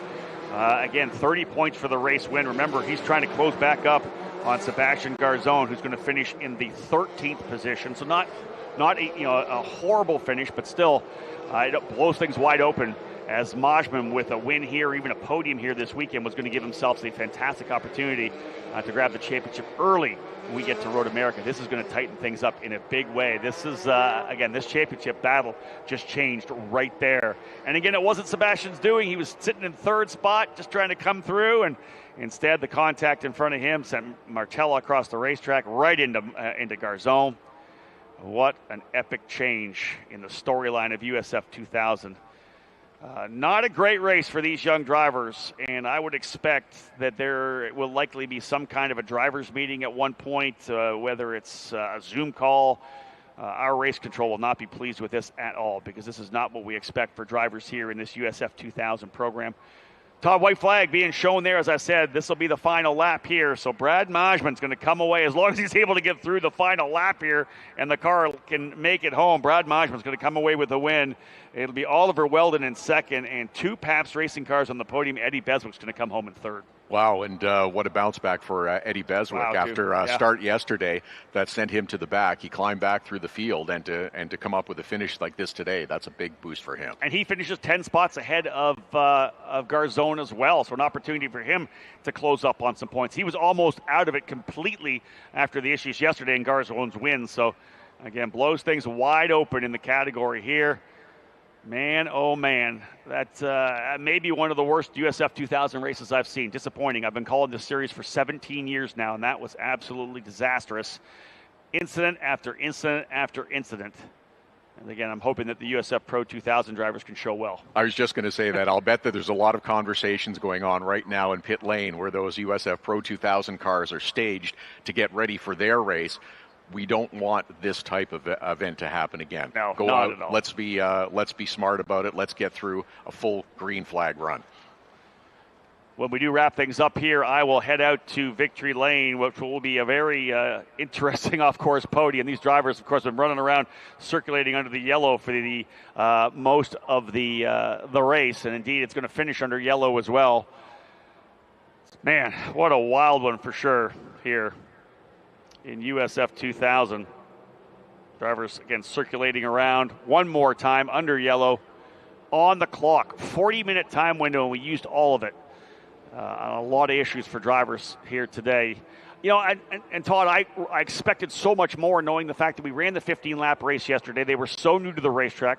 They'd only had 20 minutes of practice time, and they did well during the practice, that one issue. A couple of minor racing incidents during the event itself, but we were able to race our way and put some good wheel-to-wheel action in. I thought it'd sleep on it, come back, and we'd see a really good race here today. We did not see that. I was hopeful as well that they had done so well throughout this weekend so far in adjusting and going with the flow, but a frustrating event to watch and I'm sure participate in as well. And maybe that the best way to illustrate it is 40 minutes should be more than enough time to run 20 laps, even if there is a caution or two. And again, part of the learning process, trying to take some positives out of a very difficult and challenging race for USF 2000. Exactly that. But again, the positive would be for Brad Majman and Pabst Racing. They go 1-3 Big win for Brad Majman. Again, thinking about coming into the race behind Sebastian Garzon. I can't let him, get out and win and lose some more points going to Road America. Instead, on this restart, Garzon gets collected by Anthony Martella. He comes across the racetrack. Majman comes away, and he's going to get 30 points for the race win. Big one for Brad Majman there. Second place goes to Oliver Weldon. Third to Eddie Beswick. Fourth spot to Evan Cooley. Fifth to Max Cuthbert. Sixth, Thomas Nordquist. Seventh, Ryan Janetta. Eighth, Ayrton Kahn. Ninth, Joao Vergara. And rounding out the top 10, Wesley Gundler. Wing damage, he pits, drives his way back forward, and able to leverage the opportunities. Gundler getting himself back into the top 10. It's been a really good run of top 10 runs for Wesley Gundler. That single-car NV Motorsports effort, they're looking to have 3 cars in 2027. He's been very impressive. The one car always is tough, Todd. You don't have the extra data. You're not looking at your teammates' video and everything. It's just you learning the track by yourself. And I think that kind of speaks volumes for Wesley, how great he's done this year. Well, absolutely, very well done. Vian Bossoff, too, has climbed back up to 12th after a little bit of difficulty early. Anthony Martella will be classified as 13th. Sebastian Garzon, the championship leader, who had a victory in race number 1, finishes in the 14th position, and the championship is wide open heading to the final event. Unbelievable stuff here in USF 2000. The Pro 2000 drivers on the pit lane as well. We brought them all out together to be able to make sure we're ready to go Pro 2000 racing. Again, I expected we'd be able to have our USF 2000 podium done quite a bit earlier. That actually didn't happen for us here. Really about 5 minutes away from the start call to fire engines here. So while I'm down there, I might have to pass it over to Todd to potentially give us the driver lineup for the guys here at USF Pro 2000, because I may still be running back from victory lane when the USF Pro 2000 drivers get out onto the racetrack. Not the start we wanted for sure. Drivers are going to work their way back around, get themselves to victory lane. We'll grab our top 3 drivers, get them in a golf cart, send them over to victory lane. I'm going to go there now, Todd. I'll leave it to you, and I'll hopefully see you back here before they get things rolling for Pro 2000. All right, Rob Howden is headed down to victory podium to celebrate with those that are victorious. Brad Majman, who comes away with the victory, and again, really tightens up that championship battle in the USF 2000 series. And Oliver Weldon, who has really made an impression in this USF 2000 series as well since coming in, and was unable to run the first event of the year, his home event, as a matter of fact, on the streets of St. Petersburg, because he's not yet 15 years old, had not yet met the age requirement for the USF 2000 series, so he had to sit out the first weekend, but scored victories at the last event in Portland. He comes away with a podium finish today. He had a 5th place finish yesterday, so Oliver Weldon, you can see the great progress that he is making as well. Eddie Beswick also has a nice bounce back race today, comes up with a podium finish to improve his championship chances. He had difficulty on the opening lap of yesterday's race, managed to climb back through the field and pick up a 7th place finish to recover from the damage that was done. A couple of efforts today that we should recognize again as well. Ayrton Kahn in the 94 car comes up with a top 10 finish. He scores an 8th place finish after difficulty yesterday in finishing 22nd. Joao Vergara doesn't complete a lap yesterday, and also starting at the tail end of the field, comes up with a 9th place top 10 finish. And Rob's talked about Wesley Gundler as well. That 46, all the battles that they had to get through today after having to replace a wing, comes up with another top 10 finish as well. We'll set this aside momentarily once we get through the podium ceremonies with Rob, who has gone down to meet our podium finishers, Brad Majman, Oliver Weldon, and Eddie Beswick, and we'll get you set for the start of the USF Pro 2000 series. It was Jack Jeffers who scored the victory yesterday and had himself a nice day in terms of his championship and takes over the championship lead. He was 25 points behind the leader of the USF Pro 2000 championship yesterday, but unfortunately, Leonardo Escorpione is not with us this weekend here at the Ontario Honda Dealers Indy at Markham due to travel restrictions. He was unable to travel to the race, so he is not here this weekend. So he is hoping that hopefully there is not too big a deficit when they reconvene for their next event at the Milwaukee Mile. and he will rejoin the championships then, but unable to travel this weekend. Jack Jeffers, though, the winner of the USF 2000 scholarship last year by scoring the championship victory, got the win yesterday in USF Pro 2000 to help his championship chances. G3 Argyros and Andreas Cardenas rounded out the podium, so we will see what they can do in terms of today's race once they get out on track. To those of you on site, thank you for joining us here at the Ontario Honda Dealers Indy at Markham. We have a beautiful day outside, temperature continuing to climb just a little bit. Just finishing up the USF 2000 series race. USF Pro 2000 is coming up quickly following podium ceremonies for the F2000. And then we will get into opening ceremonies for the NTT IndyCar series. And the race going green just after 12 o'clock. At about 12:22, the green flag should wave. Louis Foster with his first his first pole position in the NTT IndyCar series will lead the field to green later on this afternoon. It was Christian Lundqvist who was on the outside of the front row.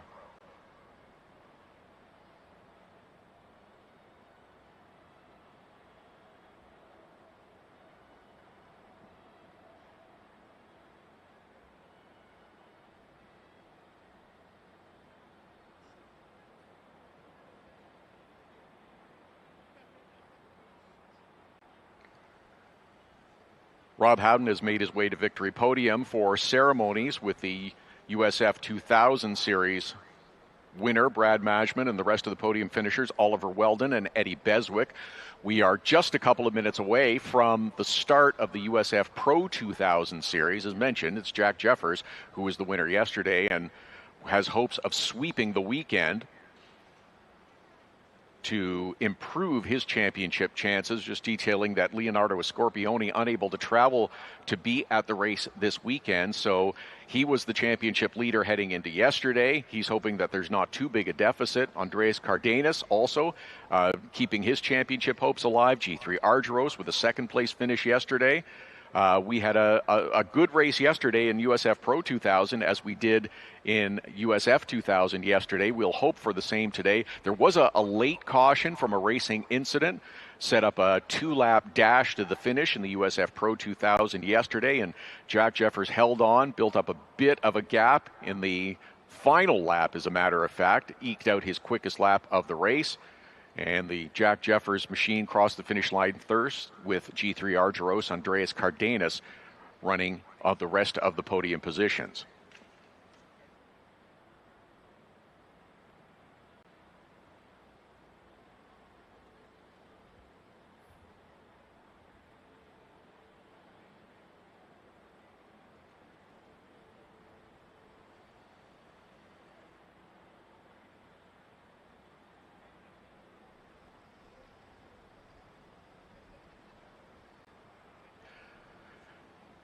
Getting set for USF Pro 2000. And we will run you through the starting lineup as the cars make their way out to get set for today's race here on the streets of Markham as part of the Ontario Honda Dealers Indy at Markham. Starting at the back of the field in row number 6. On the outside of row number 6, it's the 44 of Brady Golan. Inside in the number 91 machine, it is Joey Brienza. Moving forward into row number 5 now. Starting in the 10th position, the 7 car of J.T. Hoskins.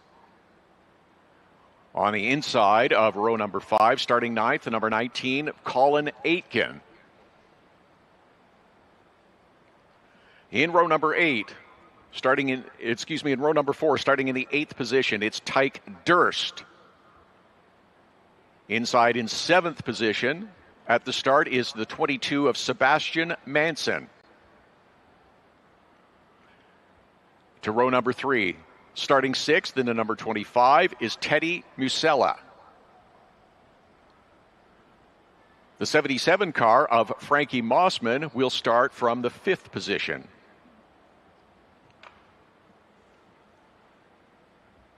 As we continue to move forward on row number 2, it is the 26 car of Thomas Schrag, who will start from the 4th position. Starting in third after a run to second place yesterday, he will start from the third position today. G3 Argyros in the number 18 car. Now moving ahead into row number 1, the front row that will lead us to green for the USF Pro 2000 Series. Following a third place finish yesterday in the number 6 car, Andreas Cardenas. And on pole position, following his win yesterday, to grab a big bunch of championship points and help his championship chances, it's the 92 of Jack Jeffers, who will lead the field to green alongside Andreas Cardenas. As mentioned, Jeffers scored the victory yesterday. He starts from pole position today, hoping to continue to improve his championship chances. Leonardo Scorpioni is away to this weekend. He could not travel to the race, so he is hoping to not have too big a deficit to Jeffers or anyone else as they head to their final event. Final preparations underway on pit lane for the cars. We're about a minute and a half away from the command to get things fired with Jack Jeffers, Andreas Cardenas, G3 Argyros, Thomas Schrag in the first couple of rows. Great battles yesterday in USF Pro 2000. And looking back through the field, Frankie Mossman, Teddy Musella also had a good run yesterday in the race. Teddy Musella, who managed to move up to the 8th position yesterday. Sebastian Manson, Tyke Durst had a few challenges.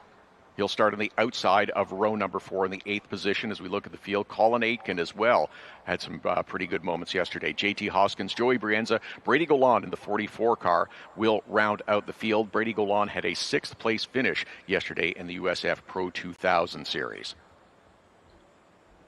Driver strapped in, getting ready, getting focused.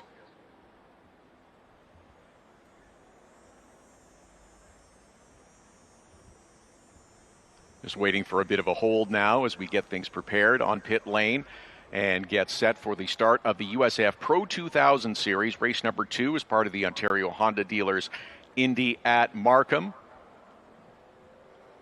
We'll hope for a cleaner, smoother race than we had with the USF 2000 Series. Just about a half a minute away from the command to get things fired up. And another 20 laps of racing from the USF Pro 2000 Series. Jack Jeffers on the pole, G3 Argyros alongside on the front rows. The command has been given.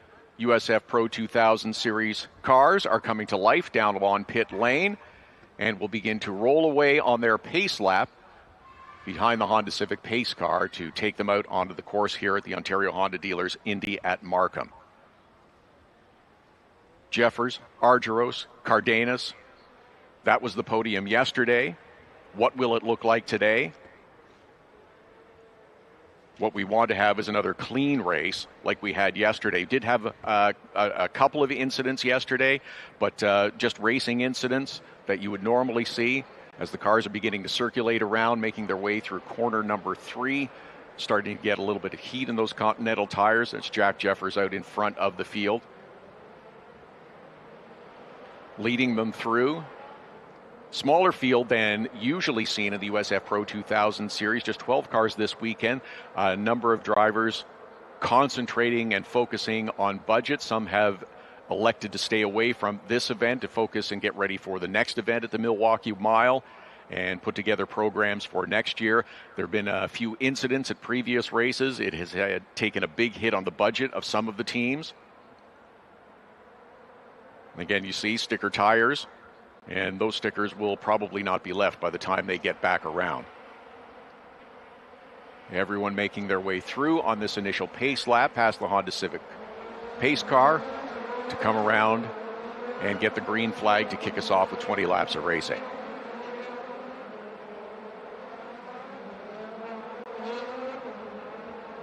Jack Jeffers on the pole once again, had the victory yesterday, scored maximum points, improving his championship position. Leonardo Scorpioni away, hoping that it's not too big a deficit to overcome as we get to the final events of the year.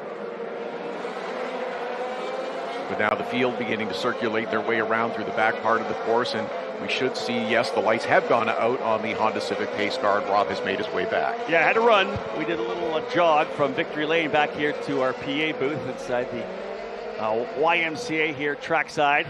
And again, we're ready to go for the drivers here in USF Pro 2000. Big thanks to Todd for providing us with the driver lineup for the 12 cars here in USF Pro 2000, all part of the Continental Tire Grand Prix of Markham. Indeed, they'll work their way around. Remember, back straight starts, so they'll come through here to start-finish. You see a number of drivers with the sticker tires, some potentially on scuffs. A strategic move by the engineers, how the car's set up, what they want for their driver. But again, that was a tough one for USF 2000. We'll see if things can dial in here for the Pro 2000 drivers. I would expect, of course, they're watching, they're here, what was happening on the racetrack, Todd. You know in their mind, it's like, we can't let this happen. Don't do that, don't do that, don't do that. Yes. Let's have a clean race. Let's run well. Let's get to work here. Championship battle right now is essentially between Jack Jeffers, G3 Argyros, and Leonardo Scorpione. As I heard you mention, Leonardo not able to be here this weekend with travel restrictions tied to his green card application. So he is back home in Florida.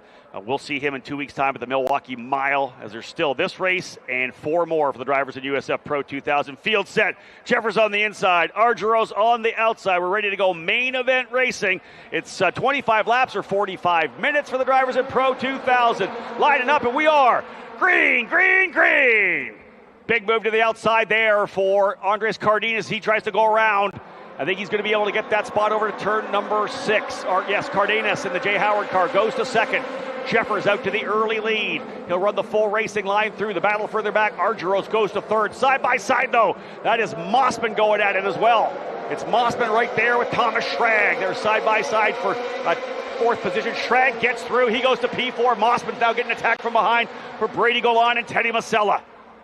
Good opening lap for the pro drivers as they rocket their way through turn number 10. 11 and 12 back out onto the front straightaway. So the opening lap at 25 going in the books here. Jeffers with the lead. Cardenas is looking for that first victory. Does he have a good car coming out of the gate? Jeffers with a couple of car legs coming through turn number 3. So the leader out to the initial lead. Jeffers, Cardenas, Argyros, Mossman, and Schrag was the first time by. But indeed, we talked about Schrag able to get into the 4th position, waiting for live timing to check back up here as our first time at speed down into turn number 5. 12 drivers looking good so far. Big move to the inside there. Oh, side by side. Look at that. Masella going at it, I believe, with the 22 of Manson. We do see a driver's gone wide. That is, I believe, Tyke Durst went wide coming out of turn number 5. I'm not sure whether that driver was able to continue or not. Jack Jeffers, Cardenas, Argyros, Schrag, and Mossman. Everybody able to continue through from that incident that we saw down in turn number 5. So you can see Cardenas not letting Jeffers get away at all. And that fight further back continuing there as well, as it's Colin Aiken there as well, trying to get his way by Masella. So a number of different battles kind of forming up here right now early on in a 25-lapper tie for USF Pro 2000. But the first couple laps in the books, the rhythm is there, and there's been a bit of a gap developed as well, which would be nice to get things underway for a couple laps. Yeah, that was a nice hold-your-breath couple of opening laps with a nice challenge from Andres Cardenas on Jack Jeffers on that opening lap. He is not letting him get away either. He is in his sights trying to maintain that second position and look for an opening as they now make their way through the left-hander at corner number 4. One of the things to remember as well, because we don't have pit stops like IndyCar does, we're set up for a long run of 25 laps. The cars aren't great to drive in the first couple of laps. The tire pressures are set purposely low, knowing that they're going to increase as the tire temp comes into the rubber itself. So they're a bit of a handful in the opening couple of laps. So that's when the best drivers are able to kind of stretch away a little bit. Once the tires come up to temperature, the pressure gets to where it needs to be, the setup kind of comes into play. Oftentimes you'll see these cars go quicker and quicker throughout the entire run. These Continental tires are just so consistent. As the car burns fuel and gets lighter and lighter, we're seeing the fastest times late. Out of turn number 6, we're going to have a defense from Jack Jeffers because Andres Cardenas is starting to put some pressure on the point leader right now. He is up on top of him. Cardenas looking for that first win for Jay Howard. A little bit of an issue there for the 44 of Golan coming into the braking zone of 7. You watched him check up a little bit here. But the leaders up front. Yeah, this is the battle up front here right now. That's what we need to be watching. Jeffers is right there. Look at Ardros closing back up as well. Again, is that car Jeffers going to come in late? You never know. Did they go a little higher in the pressure for Cardenas to potentially try to get to the lead? Cardenas put a lot of pressure on the back straightaway. And that's where you will get the draft on these cars as well. One of the things we talk about, because from USF2000 to USF Pro 2000, it's more of everything. It's about 60 more horsepower.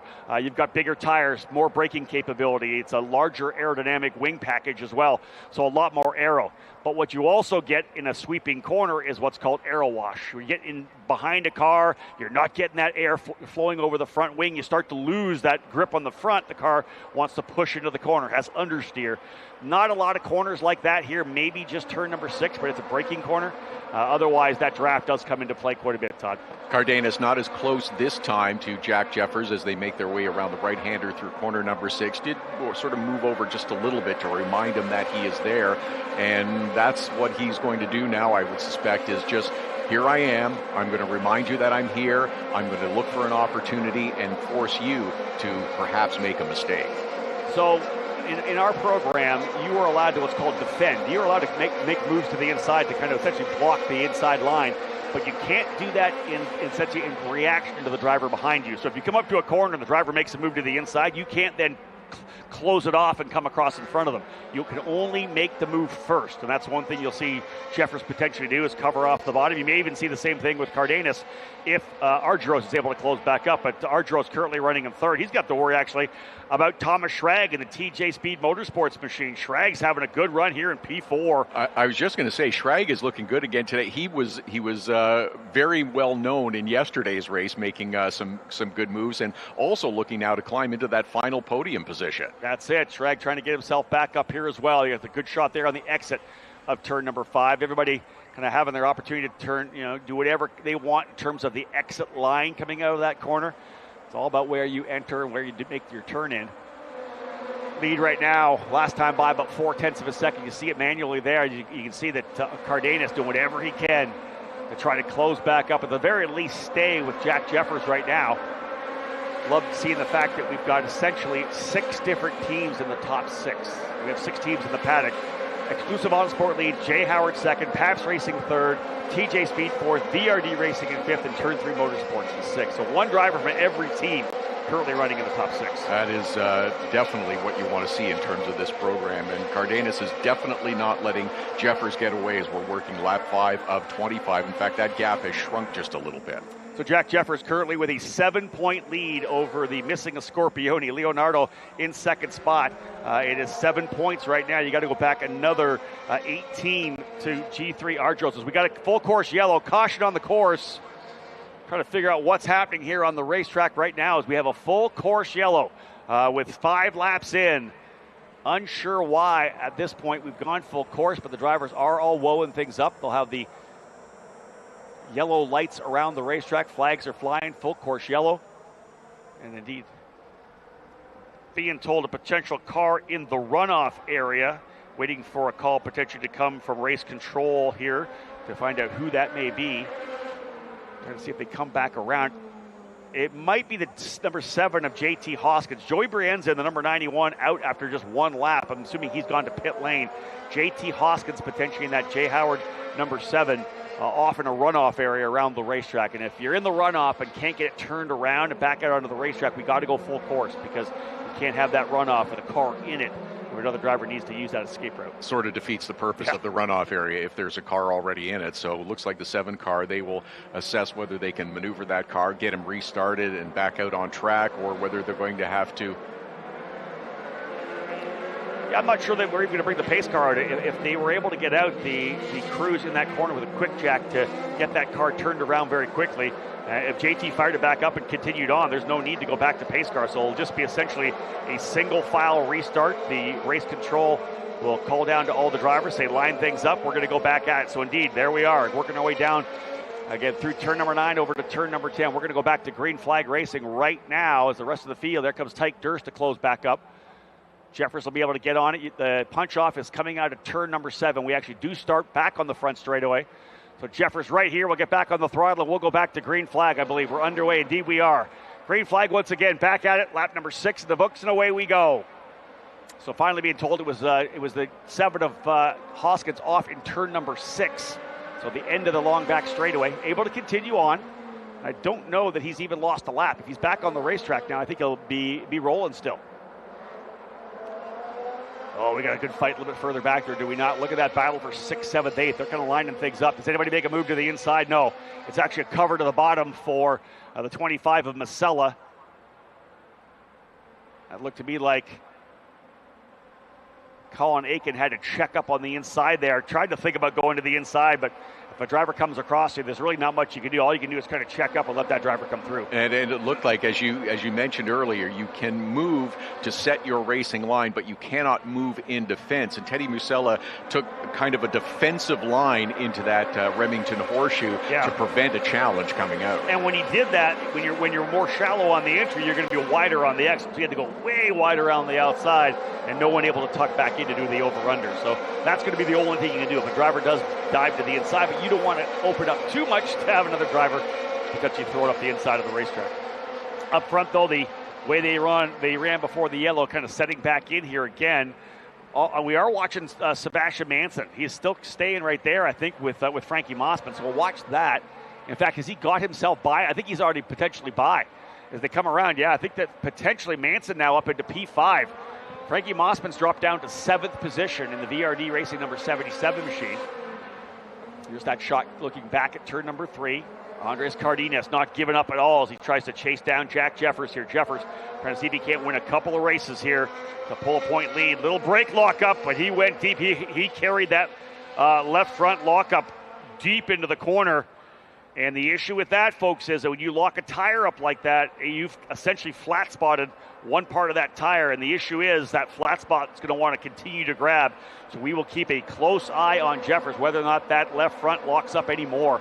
The more it locks, the more it flat spots, the easier it is to grab every time you get on the braking. It's just a little too deep into the corner for Jeffers, trying to see if he couldn't carry more speed into the corner to try to get away from Cardenas. That's the pressure we talked about. Maybe you're not making a move, but you keep that pressure up to try to see if the driver up front will make a little bit of a mistake. The best view of that left front tire smoke was for Andreas Cardenas, who will be emboldened now and try to push as hard as he can to get Jeffers to make that other mistake and maybe lock that tire up again and again, creating an opening for him to get around and score that first victory. Andres Cardenas had a pretty good midseason run at one point from Road America, Mid-Ohio, 4 podiums over the 5 races, but 11th and 14th in the 2 races at Portland up in the Pacific Northwest last weekend. He's trying to bounce back from a disappointing weekend there at Portland International.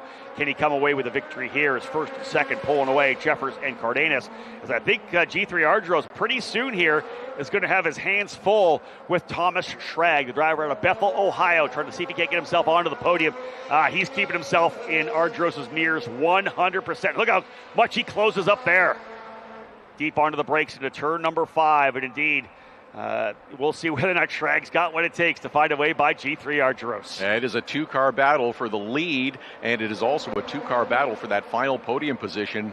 Thomas Schrag definitely closed up a lot in that Remington hairpin, and looks like the Ardros has given a little bit of a gap, but that battle up front is relentless between Jack Jeffers and Andreas Cardenas. Yeah, look at this little turn-in adjustment there for Jeffers, a bit wide coming through turn number 7 into turn 8. Kink turn number 9. Cardenas is right there with him. But again, this track is a tough one. You've got to pick your passes. We talked about the fact that overtakes don't usually happen just in the corner where you make the pass. A pass in turn number 3 could start here in 10, 11, and 12. You get a better run through. You got more pace coming out of 12. You carry more through 1 and 2. That gives you the opportunity to dive to the inside. Let's see if Cardenas has something here. He gets a good run through the corner. Can he tuck to the inside? Not close enough. Jeffers again running the full racing line. This is good stuff up front. This is mano-a-mano battle, a 2-driver fight coming in here to the midway part of this race. Remember, lots of laps still to go. A 25-lapper for Pro 2000. Longer race, 10 more laps than yesterday. Jeffers still leading, but Cardenas right on the rear attenuator coming out of turn number 5. Again, you take it coming into the corner, but if you go deeper, you're going to give up a little bit of the exit, and that may help Jeffers there, but Cardenas has got that big draft coming down the back straight. This is a good head-to-head battle between Jack Jeffers and Andreas Cardenas, who looks up the inside, but Jack Jeffers goes wide now, and Cardenas is going to go through. To the inside, book it. Cardenas takes over the lead. Over in turn number 6. A great move to the inside. Jeffers going to put the pressure on right now as well as Cardenas looking for that first USF Pro 2000 victory. A fantastic pass. Great run out of turn number 5. Fully using the draft, coming down into 6, put the car to the inside. And that's that decreasing radius right-hander as he was able to keep it to the inside. Jeffers wise, wasn't quite there for the over-under. Now we're going to see who has the fastest race car. Does Cardenas pull away for the win, or can Jeffers then now go from being the hunted to the hunter? Is he the one that puts the pressure on, or does Andre Cardenas break that goose egg and get his first win in the USF Pro 2000 program? The battle has not changed in terms of distance, but they have swapped positions since the last time through here at corner number 4 and headed down to the Remington Horseshoe. But now Andreas Cardenas seems to be opening up just a little bit of a gap on Jack Jeffers. Cardenas is, again, quite a ways back in the championship right now. I'm not sure whether we can think of him as still kind of being in it right now. He's back by almost 70 points, 69 points from Jeffers, so he'd gain a little bit here. But a win for him would be big, I think, for the confidence as well. And remember, how great a story would this be if he ends up winning this race? Remember, he didn't get his visa approved to come to Canada until Thursday. Had to fly through New York to be able to come to Canada with the visa approval. He didn't think he was racing here this weekend. And I guess potentially, luckily for him, nothing happened on Friday, and he got a chance to go on the racetrack on Saturday morning. Amazing. Just a small gap now between the new leader out front, Andreas Cardenas, Jack Jeffers in hot pursuit, and that is a good third-place battle as well out on the track. Those two going head-to-head with G3 Argyros and Thomas Schrag. Yeah, we'll see whether or not Schrag has what it takes. He's been very fast from the get-go. We actually followed Thomas for probably the first 5 or 6 minutes of the USF Pro 2000 practice session on Saturday morning because he was hanging it out. He wanted to make sure that he was pushing through that entire session for TJ Speed. The rear was out of that car, but he was hustling the thing around. Thomas Schrag, one of the drivers in the USF 2000 championship battle last year, came up just short with the Jeffers scoring that crown.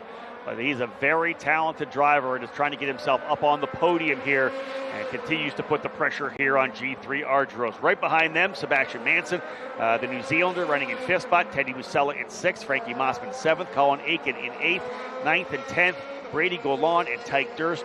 JT Hoskins, the issues we said, back out onto the racetrack as well. And Joey Berenza back onto the racetrack, I think, must have been some kind of an issue for Joey.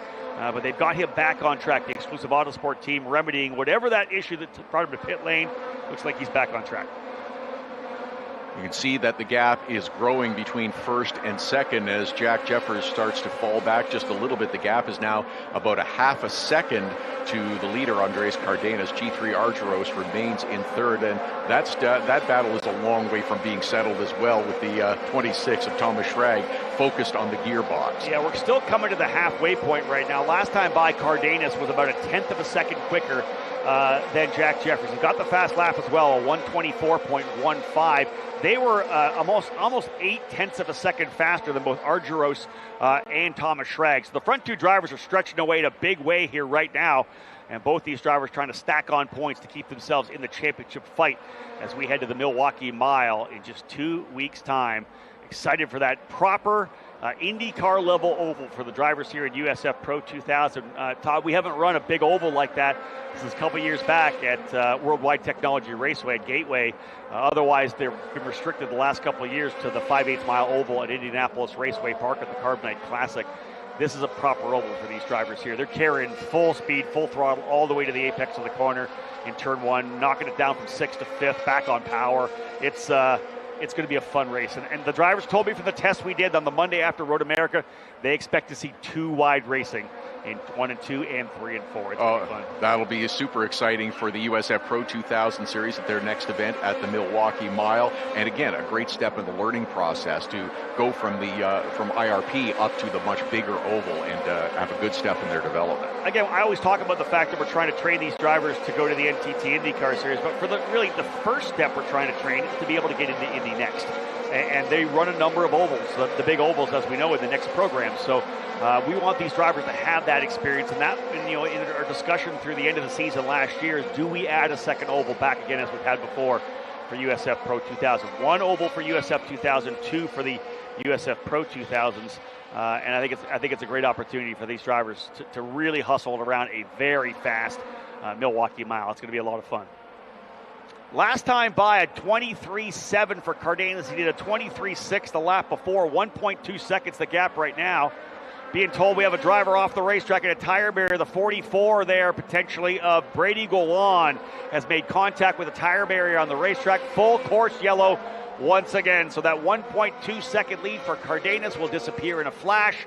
Full course yellow here, working lap number 14. As Brady Golan and the 44 were being told in a tire barrier. Not quite sure as we scan our cameras that we have available. But we'll do it the best we can to help you out with that one. What that says is we've got Cardenas, Jeffers, Argyros, Schrag, and Manson in the top 5.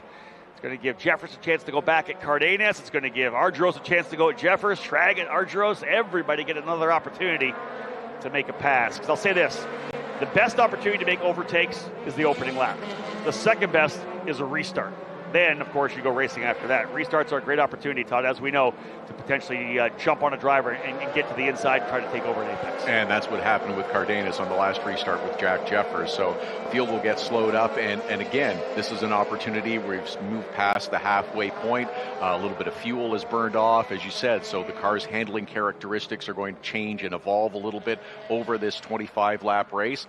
Does it favor one driver over another? Is it an opportunity for Jeffers to let things cool down just a little bit and focus and look for an opportunity on this restart? You know, I look at the lap times on that last lap, and the big separation was essentially 4 tenths. Cardenas was 3 or 4 tenths quicker than Jeffers, and Jeffers was 3 or 4 tenths quicker than Argyros. The gap is there. They're running where they are on the racetrack, because that's what the pace dictates right now. It's not like another driver is the same place and it's just followed back. The bottom line is that we're seeing essentially the driver out front being there because he's the fastest driver on the racetrack. So, again, the AMR IndyCar safety team working their way around have not yet got an update. We have not yet been able to see where Brady Golan has gone off the racetrack.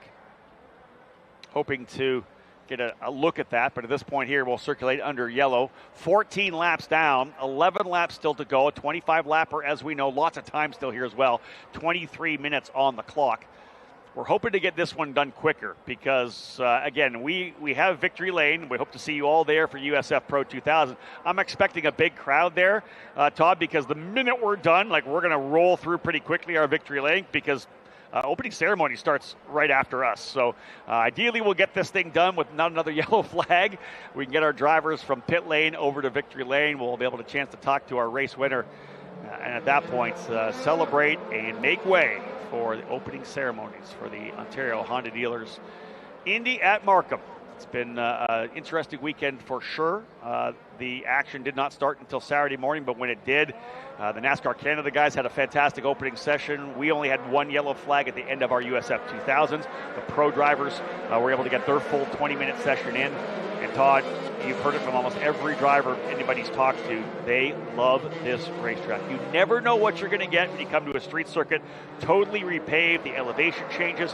Our drivers absolutely love this racetrack. Awesome, exciting, challenging, a bit relentless in that you cannot let up in terms of your focus anywhere around this 2.19 mile circuit with 12 turns in it, because there are combinations of corners. The elevation change is maybe the biggest thing in terms of a temporary street circuit. Agreed. To have that much elevation change heading up to and then down from the Remington Horseshoe is pretty exciting. We're seeing the shot here with the AMR IndyCar team down here in 10, so I got to believe that's where Brady Golan went off at the end of the straightaway there.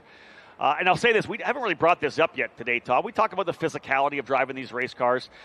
We talk about the learning and not making the mistakes, and you go quicker and quicker as you work your way up through our 3 levels of our program.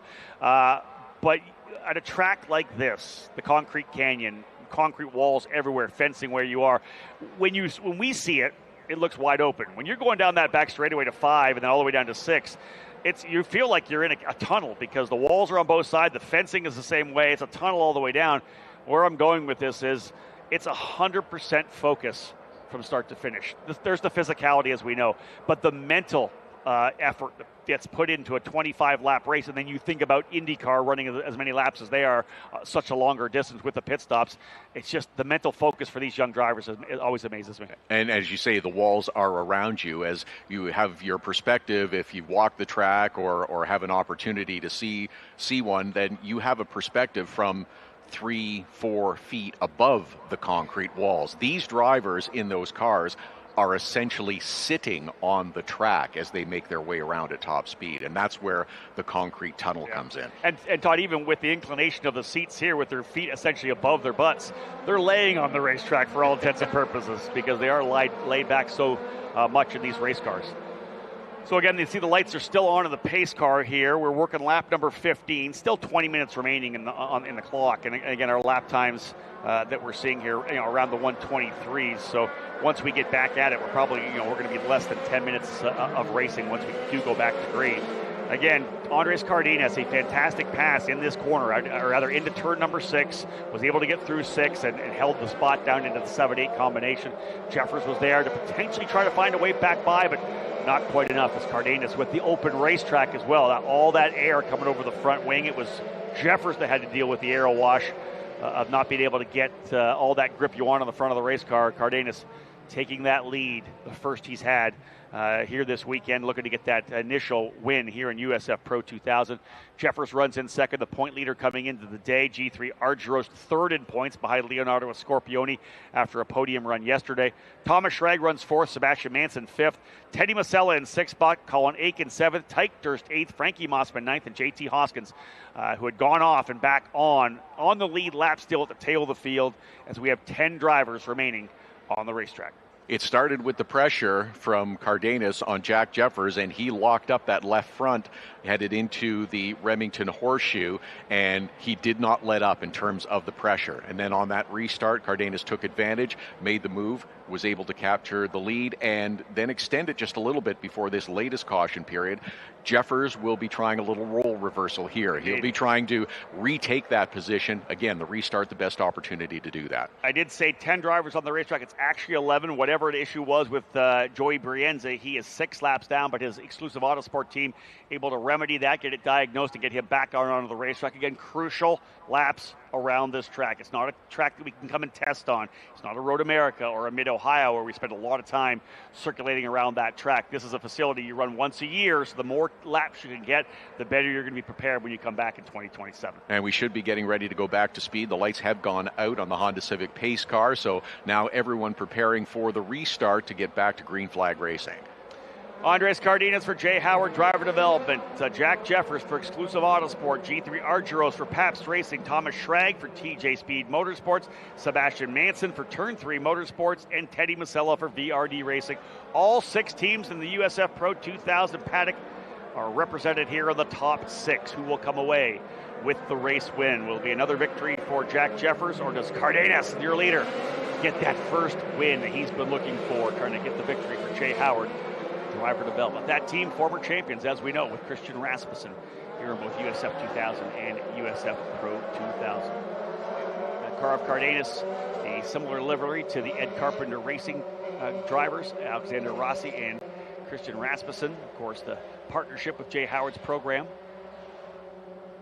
And away we go through turn number 9. Coming back at it once again, Andres Cardenas will take the green flag when they come back around. He'll be the first to punch off coming out of turn number 12. He'll try to keep the field at pace car speed. Back at it right now, and away we go. How do things look on the opening lap? Cardenas gets a good jump out of turn number 12. Argyros right there with Argyros is in the wall. Argyros hard into the turn 2 wall. He'll go to the outside of turn number 3 and in the wall again. Argyros tried to take a big bite at turn number 1. Did not get through. I think he might have lost the rear of the car. Bam! Into the wall, the outside of 2. That's P3 on both the racetrack and P3 in the championship. Full course yellow will come out here momentarily. We normally let the drivers race a little bit to see if we can't let them have at least the end of this lap. There's a pass potentially there. As they come down the back chute, watch for the yellow flag to come out. But again, we are going to let them race for a couple of laps here as we go back to green flag racing. But a tough one there for G3 Argyros as he clouts the concrete wall on the inside of turn number 2. Wow, that was a hard hit for Argyros. AMR IndyCar safety team is already, you see, coming out of the racetrack there. Full course yellow came out. That was close coming through that part of the racetrack. Again, all these drivers are going to woe things up as the AMR drivers are rolling around track here. Man, oh man. We'll, of course, get a look at that restart. And I wondered, you could see, I think Argyros, in his mind, was I'm going by in turn number 3. I think he got a good run out of 12. He was right up on the gearbox behind Jeffers. And you have to believe his mindset was I'm going to P2 when we get out of this corner. We were focused on the battle out front with Cardenas and Jeffers and maybe him looking for an opportunity to get by and retake the lead. Argyros was also having the same thoughts in his mind and getting by Jeffers to take another step up on the podium. And as we talked about earlier, getting a good run through 12 across the start-finish line. You can't really go side by side and make a pass through corners number 1 and 2, but carrying enough speed through there to get you lined up for corner number 3. And Argyros got it just a little bit wrong and hit the wall hard.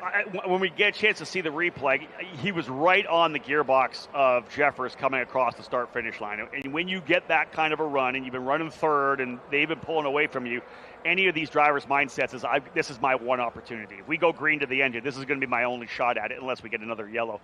He was right there with them, and I want to feel, because we only got that quick look, like the rear may have started to step out a little bit. Either that or, again, he just tried to maybe cut a little too much off of turn number 2. I call it the gauntlet, folks, because it is so tight through turns 1 and 2. It's essentially single file. You're going to see it when the IndyCar drivers come out here as well. Ideally, we'll get a chance to have a look at that replay because, man, that was a hard hit for G3 Argyros. But, again, as we know, the way that the cars are designed here, that if you hit hard like that, every one of where the tires and the wishbones connect to the car, there's a shear point there. So ideally, it's going to shear right off. The carbon fiber monocoque tub that we have, super safe. Of course, we've got the halo on the race car since 2022. But that was definitely a hard hit coming through that corner. So ideally, G3 is going to be fine. We're hoping to get some input on that right now. But again, a hard hit there. And the one thing I think, Todd, I think everybody knows when you're coming through, the one thing could potentially happen would be a wrist, right? You're holding on to that wheel, and yes, there's shear points, but as soon as you hit that wall, it's going to turn the wheels immediately. If your hands are kind of locked in there, and at that point, G3 didn't know what was going to happen. It's not like you're going to a wall where you can pull your hands back.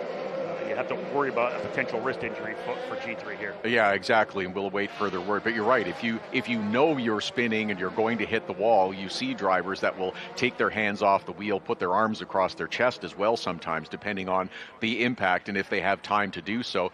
But yes, we are looking for word on G3 Argyros, but yes, we saw it actually in the NASCAR Canada race yesterday. There was 2 cars that were battling for position in a similar manner, and the car on driver's right clipped that right side wall, and it just sends you right across the track. Indeed. Field working its way around again here. So that's lap 19 in the books. With the severity of this incident, I'm wondering whether or not we actually may be done right now. They've indeed rolled the ambulance out there for G3 Argyros. I have not yet got an update from race control regarding a potential issue here for G3. But if you're going to roll the ambulance, he's complaining of some kind of pain. And again, it would not surprise me, as I said, if it could be a wrist. That's some of the things we've seen drivers do. Some drivers have had some issues where, again, that wheel gets jerked out of your hand. There's really not much you can do. So tough one for G3 Argyros. He was lining up to try to go for P2. But what that does is move Thomas Schrag up into 3rd, Sebastian Manson to 4th spot. Teddy Masella will go to 5th. Tyke Durst up into 6th. Frankie Mossman 7th. Colin Aiken in 8th. And JT Hoskins. 9 drivers remain here.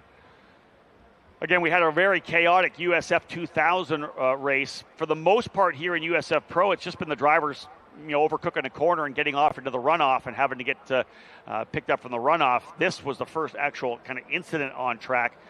And I was wondering, again, this is something that the IndyCar drivers are going to be making sure that they are wary of. Your line coming through 1 and 2 has to be precise. If you lose a little bit of it, it's going to be an issue.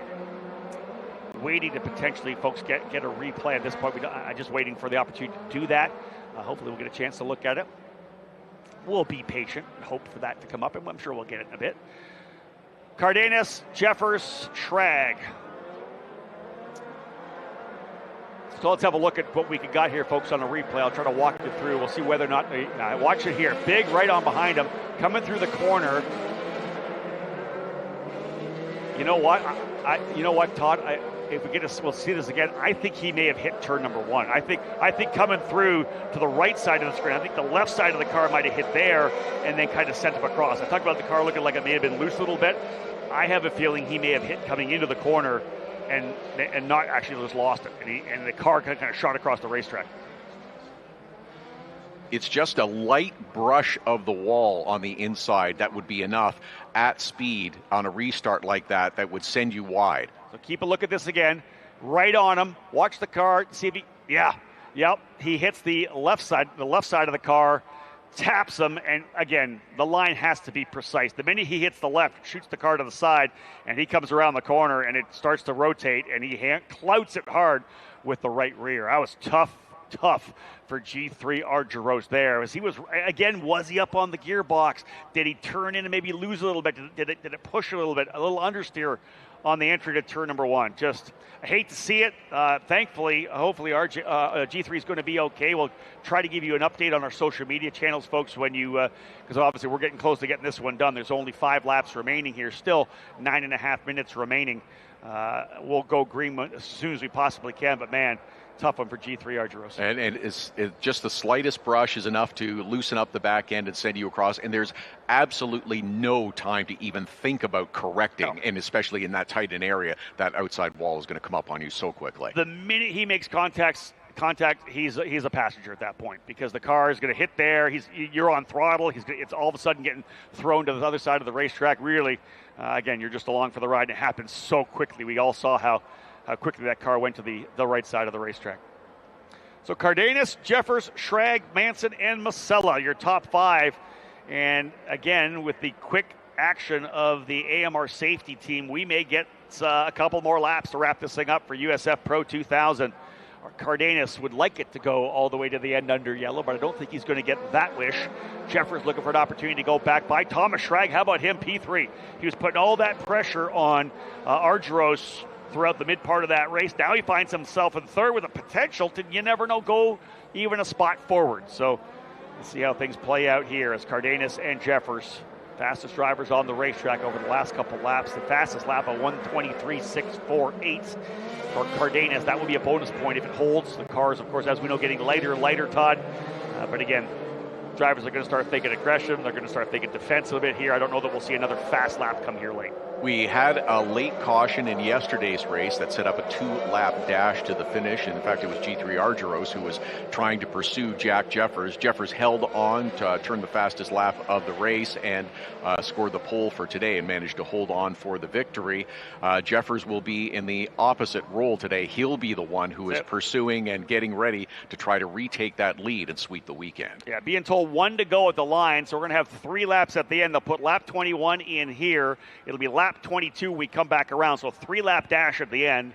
And folks, if you're trackside here and want to continue to follow the future stars of the NTT IndyCar Series, make sure to download our USF Pro Championships app. We have all our live timing on the app. You can watch all of our races. If you're not able to be trackside, all the races streamed on the app as well. We have a mini documentary series called Driven that's on there as well. My USF Pro Insider podcast is there as well. All the driver bios, the schedules, all the information on this USF Pro Championships, all available on the downloadable app for both, of course, iPhones and Android devices as well.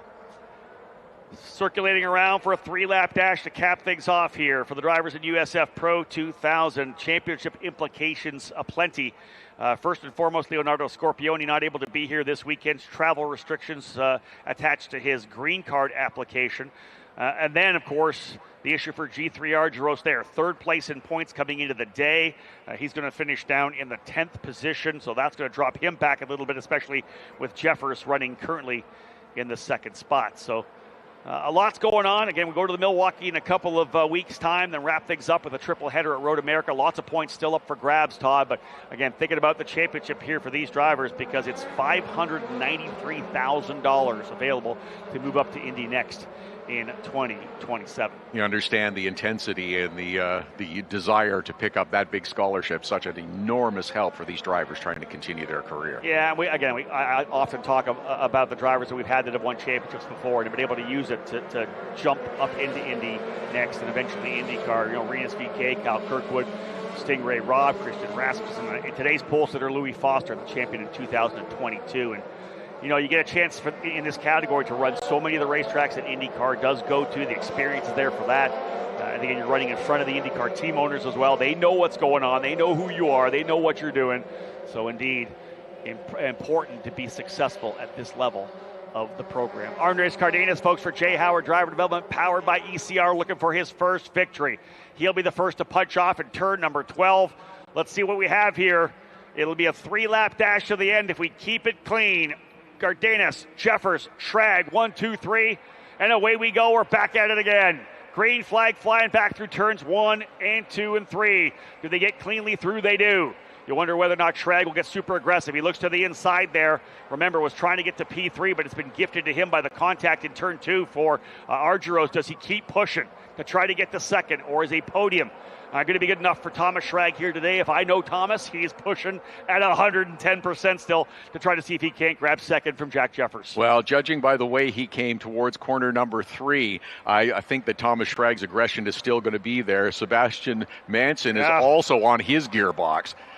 Manson got a great run, Todd, through that corner. In fact, Schrag looks like he's now on the defense. Look at Schrag going to the inside a bit here. Indeed, going to keep to the inside of the racetrack. Manson's right there, as is Teddy Masella. And if he indeed had moved to the inside, how about an over-under here potentially from Manson coming through 6? Does he get a better run out of the corner? Oh, a big run. Defense down the inside. They're going to go side by side, folks, up into turn number 7. Manson on the outside. Not quite enough. A good defense there for Thomas Schrag. Manson's going to look to the inside, though, at turn number 8. They'll be side by side at 8. Here they come. First, second. Who's going to grab third? It's Manson on the inside. Schrag on the outside through turn number 9. Side by side over to turn number 10. Great battle for P3. Schrag's going to have it to the inside. Not quite enough for Manson. Man, oh man, good stuff. Manson's still there. It's bringing Masella, Durst, and Mossman back into it. The leaders have checked out. 2 to go. They'll fight now for P3. Man, I'll tell you, Schrag was thinking about being on the offensive, but now he's got Manson all over him. Same goes for Mossman, trying to find a way by Tyke Durst. First and second, checking out, half a second lead for Cardenas, but the fight here is for P3. Some good stuff as Thomas Schrag doing everything he can to hold on to third. Sebastian Manson, Todd, I thought he had him there as they went side by side through turn number 8. They went side by side through a number of corners, and Thomas Schrag managed to just hold on to that final podium position. Looks like he's finally started to give himself just a little bit of a gap, but it was a great battle between Manson and Schrag. White flag will fly for Andres Cardenas the next time around, but Jack Jeffers is not done. Look how close Jeffers was. There's the battle for third there. Coming through turn number 6, that decreasing radius right-hander, cars loaded up under braking. We saw some great overtakes there throughout this weekend. Schrag has got to do everything he can to hold off Manson. Sebastian tried to get his first career USF Pro 2000 podium. Jeffers not done yet as well with Cardenas. He's putting the pressure on. A second place would be big for points for Jeffers. Trying to stretch that lead over a Scorpione heading to Milwaukee in 2 weeks' time. And again, white flag flying now. Andres Cardenas trying to see if he can't come away with the victory here. He's been pushing so hard throughout the year to get that race win. It's been big. 5 wins for Scorpione, 3 for Jeffers, 3 for Argyros. It is 1 for Michael Costello, 1 for Jacob Douglas. This would be our 6th different winner on the season. Cardenas trying to get the victory. Big enough of a gap, a little bit deeper into turn 5 to make sure he can get that car turned around. A good exit as well. And the same goes for Thomas Schrag. He's finally been able to, I think, pull away, take a deep breath as Manson no longer in the position to challenge. And Andres Cardenas just needs to keep that car at apex. Make sure you nail the exit points, keep it off the wall. Jeffers is going to keep pushing. Last time by, he was about 2/10 quicker than Jeffers to stretch it out to 6/10. Out of turn 6, final lap here for Andres Cardenas. And Jay Howard Driver Development trying to go to the top of the box here in USF Pro 2000. Turn 3 exclusive, and Pabst have won races this year. Be the 4th different team to win on the season as well. through turn number 9. Again, still we're actually right up on the time limit too, with only 1 minute remaining. Out of the final quarters, folks, it's his first win in USF Pro 2000 from Peru, the victor here at Markham. USF Pro 2000, race number 2 goes to Andres Cardenas. A beautiful run for Cardenas, put the pressure on Jeffers, makes the pass, and then was able to hold off a couple of restarts to come away with his first win. The margin of victory, 0.64. A full brace of points as well, essentially 30 for the race win. Most laps led, I believe, at 16. Indeed, fast lap of the race, 32 points for Andres Cardenas. There is your top 10. Jack Jeffers, a strong run to second. Wasn't able to back up the victory yesterday, but nonetheless, the point lead that he will take over a Scorpione heading to Milwaukee is sizable. The Texan in the number 92 for Exclusive Autosport, trying to go back-to-back on scholarships as he won USF 2000 last year, trying to do it in pro this year. Thomas Schrag up onto the podium as well. A strong run for Thomas in the number 26 for TJ Speed Motorsports, his first podium of the year. And a lot of them last year with wins in USF 2000. Thomas in third. That is your podium. Sebastian Manson, though Todd made him work for it at the very end of that one. That was some of the best racing that you'll see in the USF Pro 2000 series. That's the kind of racing that you want to watch these racers through 6, 7, 8, running side by side, giving each other plenty of racing room, but hard racing, fighting for every position. And I think for, obviously, the track designer, Tony Cotman, and those that put this racetrack together, that's what you wanted to see. It's always going to be an unknown quantity when you come to a brand new street circuit, right? Is it going to race? The drivers love driving it, but is it racing? Where can you make passes? We saw a number of them around the racetrack. So again, a fantastic run there for the USF Pro 2000 drivers. Hated to see it there for G3 Argyros after that contact in turn number 2. We wish him the best. Hopefully he is all right. We'll, again, try to give you an update on our social media channels, folks, if you want to kind of check in. I'm sure the team will do the same as well.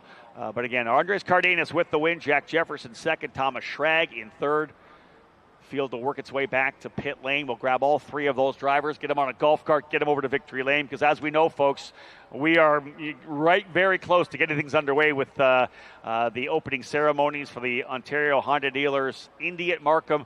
Todd, I'll pass it over to you. You can throw it down. I'll make sure I'll be faster than these guys on the racetrack getting through victory lane, because the IndyCar guys are getting ready to go. But again, thank you so much. I appreciate working with you, Todd. I know we'll cap things off with them trackside, but I'll come back and see you when I'm done. Always a pleasure, pal. It's great. So Rob is going to head down to Victory Podium to greet our top 3 finishers. Thomas Schrag with a real battle in the last laps to hold on to that final podium position. And Jack Jeffers, if you had asked Jack Jeffers before the start of the weekend if you would settle for a victory in race number 1 and a second place runner-up finish in race number 2, I'm sure he would be happy. I'm sure he would very much love to have swept the weekend and scored maximum points, but this is going to be a big help to Jack Jeffers as he attempts to secure another championship. He is the USF 2000 Series champion and carries the scholarship colors on his car and that number 92, but he has taken a nice step forward. And a great story with Andres Cardenas as well, scoring his first victory in the USF Pro 2000 series.